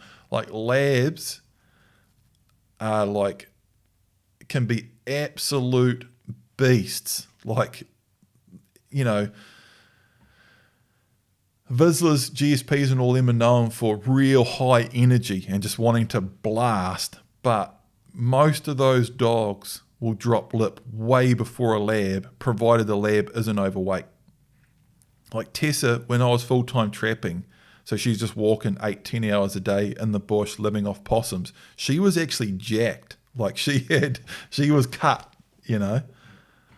Not ribstick, and that's the best thing about them, is you can work them real hard and they don't get skinny. You know, some other breeds are actually hard to keep condition on, when that's actually a lab's sweet spot, where a lot of dogs will be struggling, they'll be getting underweight, getting cold, and that's when a lab just is like beast mode. And she was quiet, and because she was so fit and strong, she argue she was probably as quiet, if not quieter, than Print.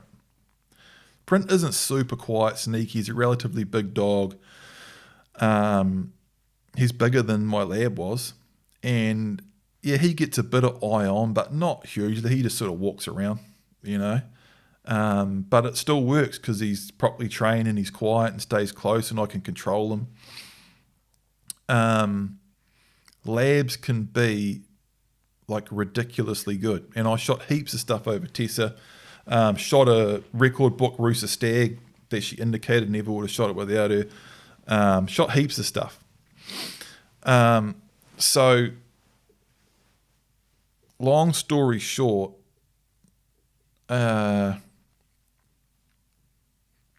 definitely have a crack with a lab. And the idea that, or should I, because it's a lab, should I not use it and get a heading dog? It's crazy talk. Labs can be great, and I actually love them. But a huge thing on that would be cut down that food and get some exercise into it. And I mean, food, you can't, cutting down the food is huge. Cutting it right down to like half a cup a day or something.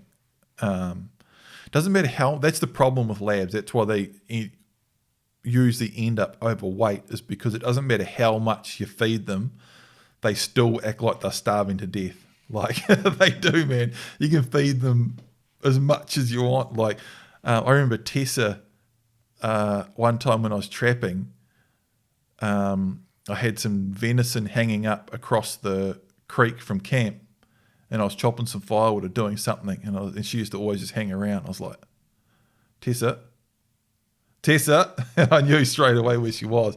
And she pulled a whole hindquarter of venison off this tree and eaten, and they'll just eat themselves like till they're spewing, you know. And she come over, just barreled out.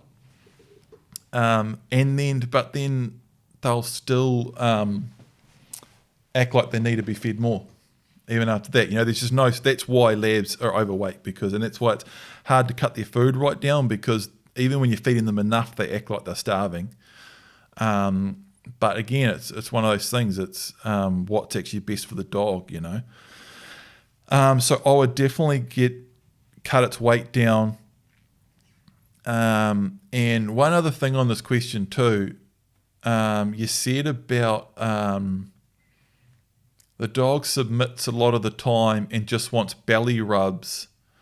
This is another thing that's quite a big one for me that I don't think I've ever talked about in a Q&A, is I don't pet a dog when it rolls over on its belly. And labs, because they've such just beautiful natures on them, you know, they're quite like that. They just want to roll over and get a belly rub, super submissive. And if you feed into that and reward that, it can actually get a little bit weird. So I don't pet a dog when it rolls over, when it lays on its belly. It's an exaggeration. Like I'll get Print and lift him up on me and be holding him, rubbing his brisket or rubbing his belly every now and again, but I won't make a habit of it. And because I've seen that quite a bit. I think Tessa actually had that when I got her. She was a rehome that I got when she was 14 months old. I think she had that. And that had obviously been a game that people had played, or roll over, rub your belly. And you'd be training or working with it, trying to do something. And you'd say, good girl. And she'd just roll over on her back. And it was a pain in the ass. So I don't do it. I don't rub a dog's belly like that. Eric, seen the teasers, when's the new program coming out? Quack quack. I've posted a couple of things about that. I'm going to do the bird dog boot camp. I'm doing a couple of things actually. I'm doing and talking about doing that general hunting stuff. I'm going to do the bird dog boot camp, the deer dog boot camp, and then I'm going to do the versatile gun dog blueprint. So the bird dog boot camp and the deer dog boot camp is just going to be a bit of a quick crash course. You've got a dog that's not too bad that you want to start taking hunting. Depending how it pans out, it could be either a handy dog that isn't a pain in the, for anything from a handy dog that isn't a pain in the ass through to really freaking good. Miko's going to be ridiculously good. Yeah, it's just an incredible little dog. And she's a beautiful, clean slate right now. She's the perfect opportunity for me to do this with. That's what they're going to be. The bird dog, but the bird dog boot camp is going to be excellent for people that have followed the deer dog training blueprint to use as a bird dog plugin. So if you've followed the blueprint with your dog and you are shooting deer, everything's good. You may already be using your dog for birds, but it's not perfect. The bird dog training boot camp, probably the bird dog training boot camp will show you like everything, blueprint style, but a lot faster and shorter. Retrieving, how to get it, do it all bang on without having any big dramas, little to no chance of screwing anything up. Really good, solid introduction to gunfly. And even with those deer dog blueprint dogs, you'll have to do a lot more to get that dog ready for like 4 mates in the my with 3-inch Magnum semi-automatic, the old like World War II with 3-inch Magnums. It's a different thing. And retrieving birds, multiple retrieves, blind retrieves. If you know about bird dog, bird hunting and bird dog work, rough shooting, pheasants, retrieving. What I was doing on opening weekend at a mate's, we had birds in the drain, ducks in the drain on Sunday afternoon on opening, and by then they were just sitting tight. Like they wouldn't even get up. They would like doing the duck dive and hiding in the weeds and shit. Flushing birds, jump shooting birds, retrieving, again, pheasants. Miko's got a wicked point on the pheasants. She's like start stalking and pointing and winding from like 100 meters away. So it'll be pointing and retrieving and all of that. It'll just go pretty deep on all of that. That'll be that. And guys that are following the blueprint, that their dog's going really well on deer, it'll be done in that context too. So it'll be like if you're training a deer dog, if you've got a deer dog that you train with a blueprint, keep this in mind while you're doing this so you don't stuff up your deer dog stuff. Keeping in mind I'll be doing both with Miko. I'll be doing the deer dog boot camp with her too. That's basically just getting Miko from where she is now, a dog that's followed the Palmiko dog guide, which no introduction to gunfire. She doesn't even know how to walk properly in front. She knows how to go into heel. She knows how to stay semi-close. She's got a good recall. I can have her off leash at the beach. She's crate trained, kennel trained. She's had no introduction to gunfire, scent work, none of that. And she can't even walk in front. If I take her out in the bush and put her in front, she's just kind of a shambles all over the place. So she's the perfect dog to do that with. But as far as what's coming up with that and birds, it's bird dog training boot camp, deer dog training boot camp, probably next 12 months. The year after that will be the versatile gun dog blueprint, which will basically be taking everything that I've done, the deer dog training blueprint, even a lot of stuff that was in the Palmico dog guide with crate training inside training, more stuff around town for people that live in town that have families that want the dog inside. That'll be all incorporated into it. Deer dog training, that'll be a versatile gun dog that will do indicating big game, all your bird dog stuff, and I'm also going to do a bit more on cold tracking and tracking work. So when your mate shot a deer and he's lost it and you're going up the next day to find it, that type of thing. Shed hunting, which is more for people overseas, but I think that'd be quite cool in New Zealand too, or for anyone, just your dog finding cast antlers, shed hunting, and a few other things. So that's really the next 2 years for me, amongst other things. Jason, I'm using the blueprint to train my 14-week-old German white-haired pointer. She is struggling a bit with recall. Where can I find some information on this? We train at a local park and she is distracted often, and I'm having to control her a lot with a long line. Training now for 4 weeks. I once tried treats. And it did get her attention.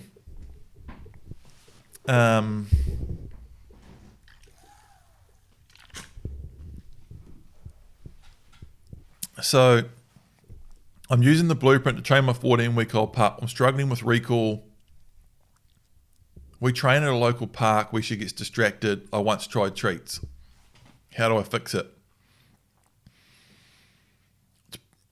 Like in part 1 of the blueprint, I talk about how it's pretty, especially with a young pup, man, when you're laying that very first initial foundation of linking actions with commands and things, it's important that it's a very low distraction environment.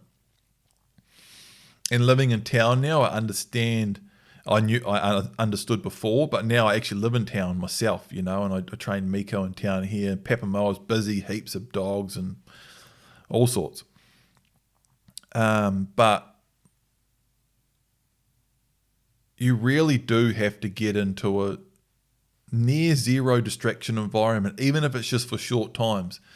And, I can do that living in town here, and it's difficult, but I can do it. I have to go to the right place at the right time. And even if it's just getting my 5 or 10 minutes in, I have to do it or it's just not going to work. I can't teach a pup a recall while there's school kids all running past leaving school, or on a nice Saturday afternoon at the beach when there's just dogs running up to us every 5 minutes. It's just total chaos. I've got to be wise about it and choose my time. So that's that, and just everything to train a recall, like where's some information on that? That's all in the blueprint. And you're saying we train at a local park where she's often distracted. You have to get into a low distraction environment, particularly early on, and then slowly add more and more distraction as you go. And you're saying, I once tried treats and it did get her attention. Well, that's the problem. That's one big problem with treats, is that it's funny too. Like, I've had this attitude about treats for a long time, and when I first started talking about it on the internet, there was a lot of support for treats, and there were very few people actually being quite vocal about it and just saying, look, stop freaking using treats, because it's just not necessarily the way to go. I'm not saying you can train a dog very well with treats. The best way of explaining this, I'm pretty sure this is a Clark Reed quote, but I think this was about e-collars, but it works perfectly with treats as well. The quote on the e-collars is once you understand how to use an e-collar properly, you understand that you don't need one anymore. And it's exactly the same with treats. Once you understand how to use treats properly, you don't. Or if you understand reading and timing and pressure and praise and all that sort of stuff, you're like, oh, hang on, I can just pat my dog. And there's even been studies done on brain scanning dogs and stuff that even the so-called science behind it is all debunked, and it's all a load of shit. Like they've new studies, because they used to say, oh, but food has a higher psychological effect for most dogs. Whereas now with new technology, they've done brain scans on dogs, and something like 90 to 95% of dogs actually had a bigger positive emotional response to praise than they did to food. So even that, it's just, and if you always use food, you're training the dog to do it for the treat, not for you. And then there's other issues with it too, that some people make the argument that the mere fact that you're giving the dog food for doing something is communicating to the dog that you don't think you can get it to do something unless you have something to bribe it with. So that's affecting the way your dog looks at you.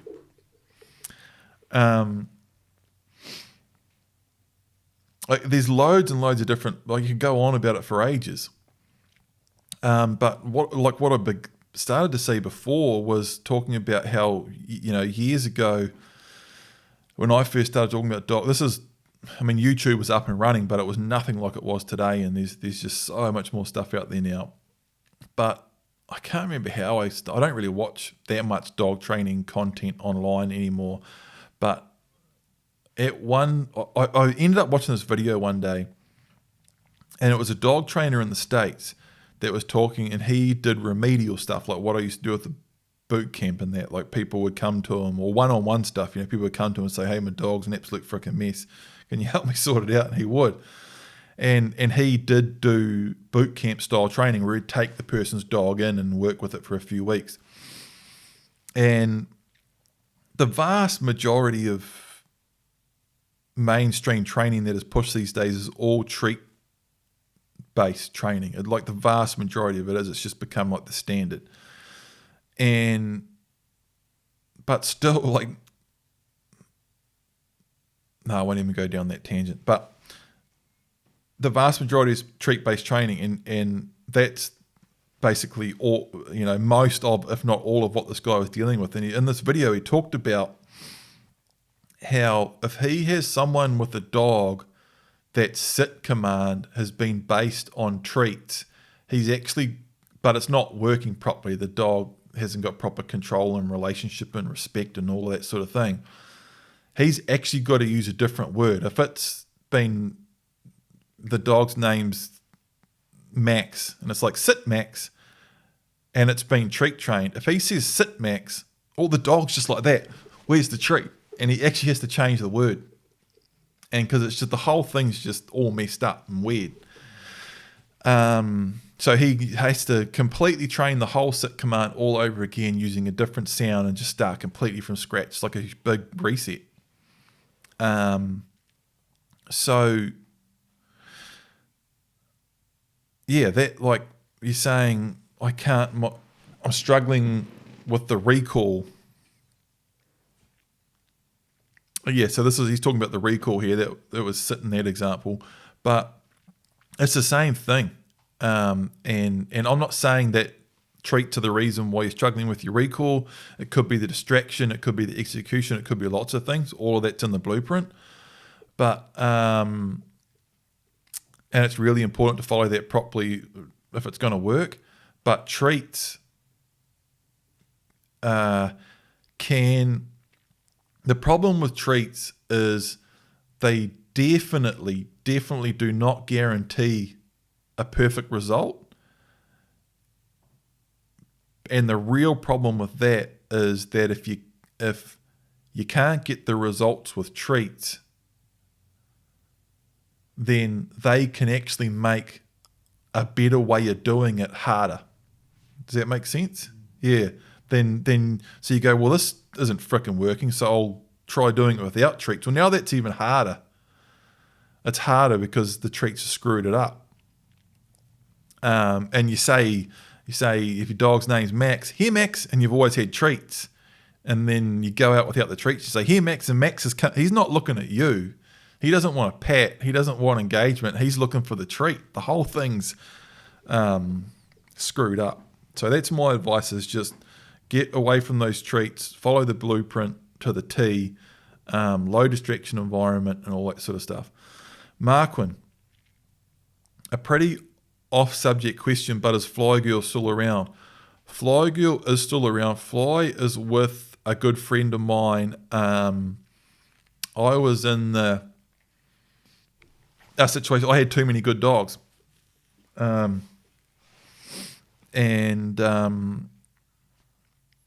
It's the situation I've been in before, and I can't hunt them all. I can't look after them all. And again, it's about what's best for the dog.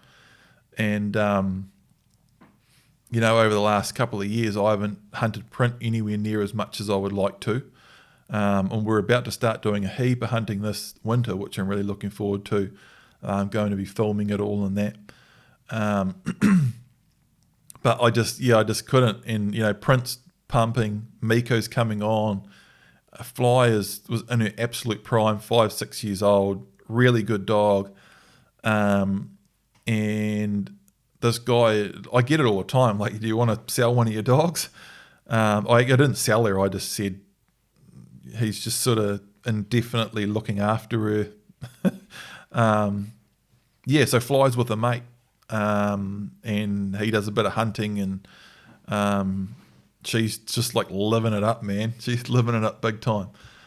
His partner takes her for heaps of walks, and she's a pet there, and Fly's just absolutely cracked it. So that's where Fly is, and she's not fussed at all. Like when I went to see her, they were like, "Man, she's gonna miss you," and because I know dogs, I was like, she won't give a shit. And she was like, when I went to see her, when I went to Ben's place, I turned up and Fly come down the steps. She was just sniffing my truck and just looking around, like, wasn't all pumped running up to me, nothing.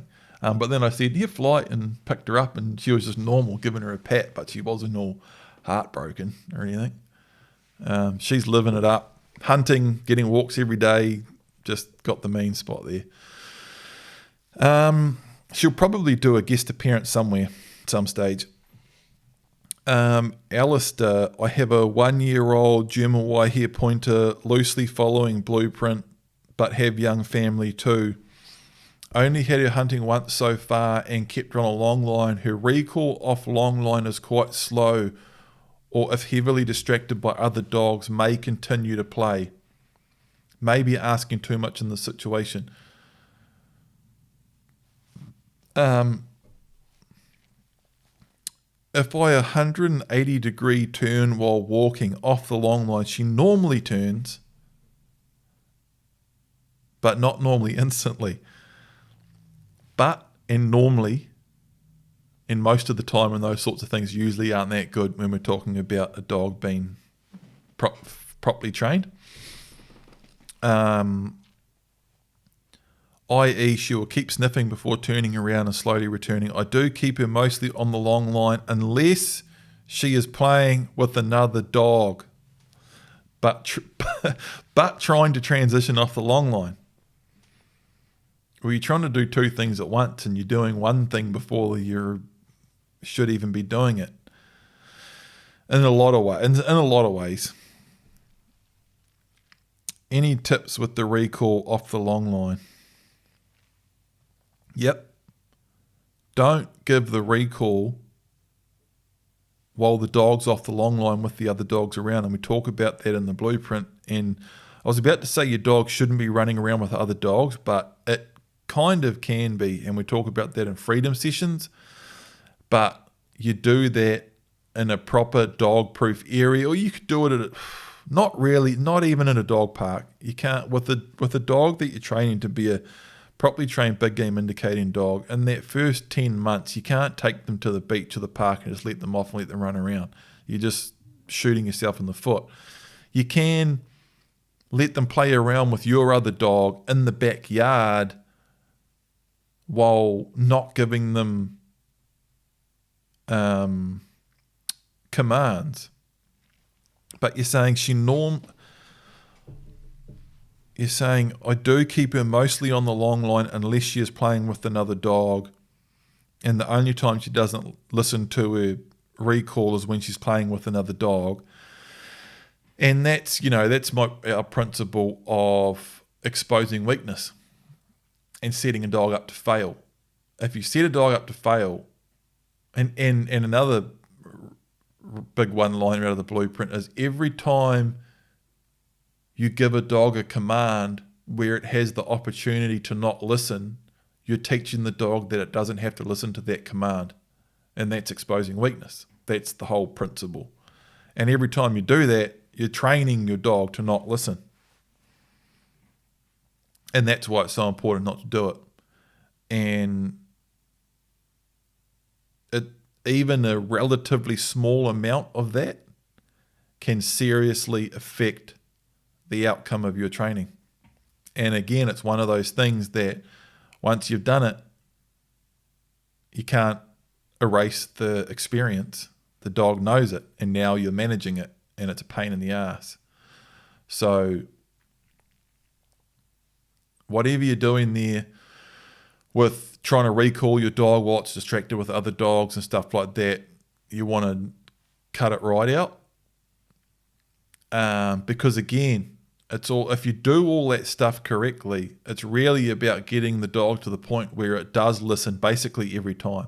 Yeah, every now and again, Print might, when we're down at the beach and we're not hunting and it's all a bit full on and we know it's just playtime, I might have to tell him twice, but he'll always listen eventually. And so he can, my point being, is it's what I was ranting about before, is it's worth being more controlled now, and then it's all set up, and you can have your dog running around off leash later on.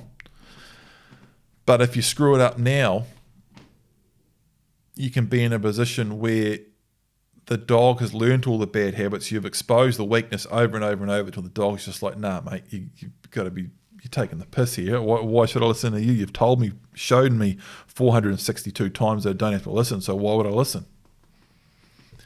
And now you've got a dog that is kind of a pain in the ass as a hunting dog, and it's kind of a pain in the ass to let it off at the leash at the park as well. Whereas if you had been a little bit more controlled about it for a little bit longer, it could have done both fine.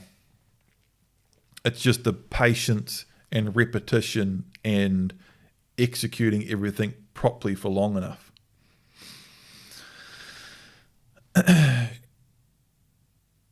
Chanel, I think. Hi, I am struggling with the basics, longline training. I'm watching the blueprint ahead, but I've started the basics with a 6-month-old. I'm a couple of weeks in. He's a Weimaraner, and the main issue is his nose down, continuous tracking, circling me with a wide berth. Very difficult with logistics of longline. Yeah, so it's like tangling you up with a longline. I know what you mean. It's bloody annoying. Not looking at me and the speed at which she is doing it. Not steady. If she is off to the side, I call her in and send her out front again. I am standing on the line to keep the range short, 2 to 3 meters.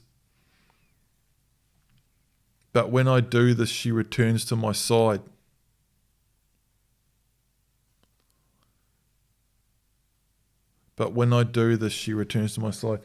If she pulls ahead too fast, I do a 180 turn. We are walking daily the same route. Do you have any advice to build more steadiness with these basics? I know exactly what you mean, and I've dealt with it a lot. And the go-to trick for that, and I'll be putting this in the Deer Dog training boot camp, because I used to do it in the boot camps a lot with older dogs that had all those bad. I'll do it with Miko, because it's that she doesn't know how to walk in front. That's what the blueprint does. It does it incredibly well. And it's actually really interesting for me now, seeing the difference between Print having done what I did with him in the blueprint and how well it sets up that clean, straight line, just walking straight in front. It really stands out. And Miko doesn't know how to do that, and she's just all over the place, round and round in circles. She's fine as a pet, and you can stay close. I can let her off the leash at the park, at the beach. I can have her off leash while I'm riding my bike, and she's perfect on leash. She's got an off leash heel, all that sort of stuff. She just hasn't got that big game indicating dog thing of just walking nice clean line right in front. Having said that though, if I do another general dog training series, I would do it closer to the blueprint and get that walking in front set up, because it's just so bloody good. But a real good trick for that is, and this is a hunterway. This is a sheepdog training hunterway trick, training the face up. You get a broomstick and put a short long line on the end of it.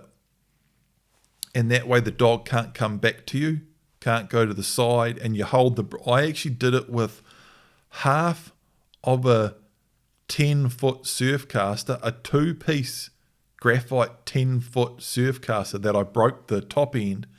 So it's a 5-foot graphite pole. So it's really light but really strong. And I tied it around the end of it, and then I just wrapped it with tape hard out so it can't slide up and down, like a big lump of insulation tape around the end of it over top of the long line. And it's about 1 meter. It's like a short leash, long line. So the leash is shorter than the stick. And then I used to do that. The main one usually with the dog that doesn't have a sticky heel, that just wants to walk round and round in circles all over the place. Usually if you use clarity of intent, again, I think it's in part 2 or 3 of the blueprint. It's titled there. If you flick through the first 2 or 3 or 4 parts of the blueprint, you'll see it come up in one of the titles, clarity of intent. Really important. And if you're working on the really early parts and you haven't watched that far ahead, you may not have seen that yet. But usually just walking fast, walking into new areas, walking into new and interesting areas. I know I'm contradicting myself a bit there because I talk about walking the same route around the same area. Sometimes going in, the dog can get a little bit bored in that area and start circling and going round and round, particularly an older dog actually. In the blueprint we talk about walking around the same area when you're starting out with a young pup. It's about 3 months old, and a 3-month-old pup, it's quite a lot and quite interesting and quite good to give them confidence walking around the same area. But if you're trying to walk around the same small area, the 6-month-old pup, it could be bored and going round and round in circles and tangling you up and things. So you may be better off, and it should work. You shouldn't have to go to the broomstick. That needs a name, really. I don't know, the walking pole or whatever. You should be able to get that sorted by just walking quickly, walking into new and interesting areas and getting that dog walking in front and exploring, giving your double peep walk in front command. You're only a couple of weeks in, so be patient, but I know it can be freaking annoying when you've got a goofy dog that doesn't know what it's up to, and you're holding the long line and it's tangling you up in that. It can drive you up the wall. If you can't sort it out, that pole method is really good. So it's a pole. It really has to be about 2 meters long with a short long line on front of it, and you hold it out in front of you and you go and walk the dog and push the dog. It's really awkward the first time you do it, and most dogs are just like, what the hell is going on here? And you have to be gentle and patient, nice and calm, plenty of praise, and even just like gently put it on, give them a bit of a push off with it. If they resist a bit, just stop, pat them, let them look at the pole, sniff it, give them a pat, try again, even let them walk at heel with it a little bit, walk beside you or behind you, just get them moving with it, and then just gently start to push them out in front. You can have the odd little battle the dog pushes, and you just need to actually give them a go away you go, and give them a couple of pushes and get them moving. It's all. That's why probably I haven't talked about it that much, because it can freak dogs out a little bit, and they don't know how to handle it. And I'd hate for someone to overdo anything or freak a dog out or something. But though that pole thing is like fail proof. And the main time I've used it is when I've had a dog in the boot camps, was dogs there, and that's why I train heel last in the blueprint, and that's why everything is out in front first, is because, and I remember reading like dare dog training articles back in the day in magazines. I think it's even in books and stuff, about guys going, the very first most important thing that you must teach your dare dog is a rock solid heel. And that's where I started years and years and years ago. And that was actually one of the biggest advancements. That was one of the first things that clicked and went, oh shit, this is way better, is when I stopped doing it. When I worked out you train heel first, and then all I was trying to do in getting an indicating dog to work out in front was, and every time you put a bit of pressure on it, it just wants to go back to heel, because you've hammered that heel in. And heel, when you teach heel, you're like, get in behind, get in behind. And then you try to tell the dog to walk in front, and it walks off. As soon as you put a bit of pressure on it, it just wants to go back to heel. That's why I do that. But and that's the main thing the pole's really good for, is a dog that's got that crazy sticky heel, and you can put them out in front. They can't go too far out in front, but they can't come back in behind either, and they can't tangle you up. Yeah. I think I've rambled enough on that. Wade, kia ora whānau. I've been hunting in a whānau block with heaps of animals on it. Get heaps with no dog, but I have to travel too far, so I want to hunt closer to home. But there are a lot less animals. I don't remember reading this question last night. But there are a lot less animals, hence why I want to hunt with a dare dog. I want to do my best to do it right. First time at it. I'm used to pig dogs, so this is a lot different, but I believe will be worth it. I just got a pup. She's a bitch. Dad's a German white hair pointer. The mum is a blue heeler Lockley cross. It's hard because my missus and kids keep cuddling it and bringing it inside. I've made a kennel, but she just yelps all night. I get up, tell her to shut up. Yeah, tell her to shut up, and basically gives her a bit of a rack up and tells her to jump back in bed. Then she starts up again. What would you do to fix this? I mean, it's basically in the blueprint. I wouldn't, don't go being too hard on a young pup, man, and giving it a rack up and that. Like, yeah, you can say, cut it out or whatever, command of disapproval. You can even bang on the kennel. We talk about using the hose a little bit, but with the young pup, does he say how old it is? I do not remember reading this question last night. It sort of slipped through the cracks. Yeah, definitely don't want to be too hard on a young pup. But, I mean, you're saying that it's hard because your missus and kids keep bringing it aside and cuddling it.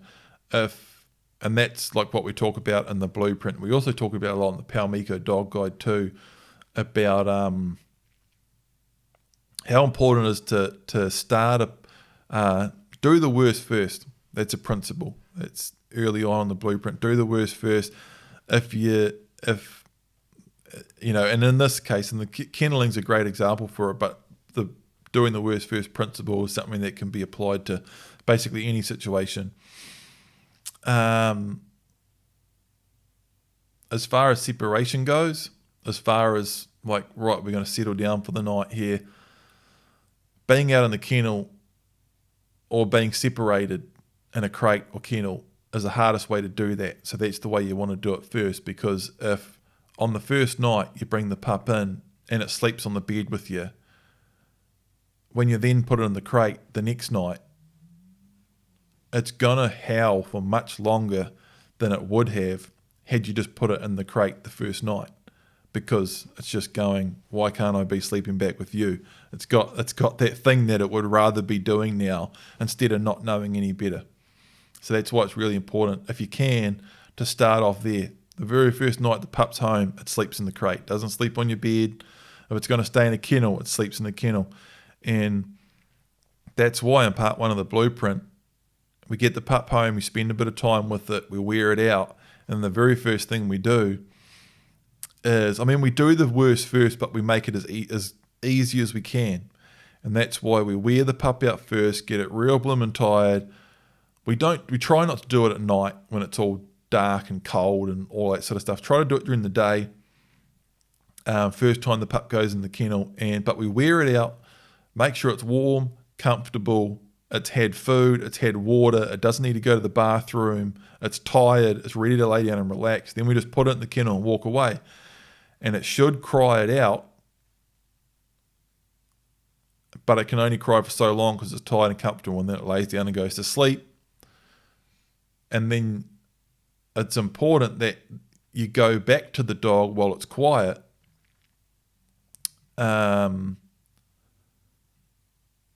because that's teaching it to be quiet for you to go back and let it out. I've hammered this in so many Q&As, it's ridiculous. If you go to our website, biggameindicatingdogs.com, and search, if you just search kennel, it'll come up heaps.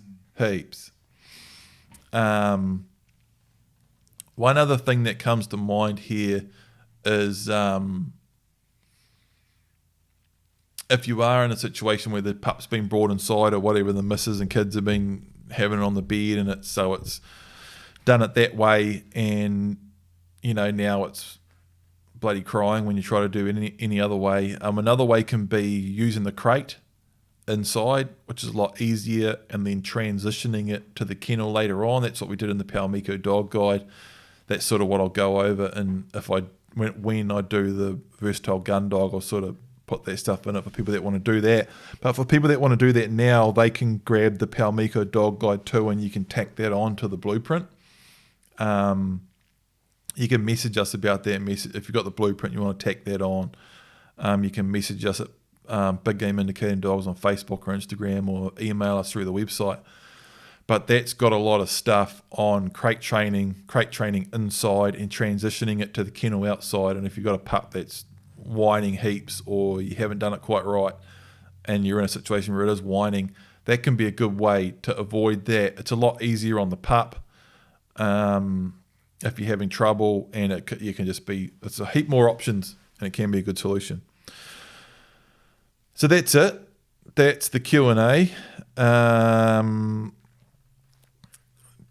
2 hours and 48 minutes, pushing through. I don't think we've done a 3-hour Q&A before, but we've never done how many questions was there? I counted them last night. It was like 20. 25 something. Yeah. We've done a couple of high teens, 16 odd questions, but we've never done a 25 odd question. Again, that's just because I haven't been able to do them for ages, so the questions are built up, and everyone's asked lots of questions, which is great. The only thing that isn't great is that I wasn't been able to do it sooner. But that's it. That's the Q&As. There'll be a new post back up in the Big Game Indicating Dogs in a Circle. I say this every frickin' time, but I'll try to do it again sooner next time.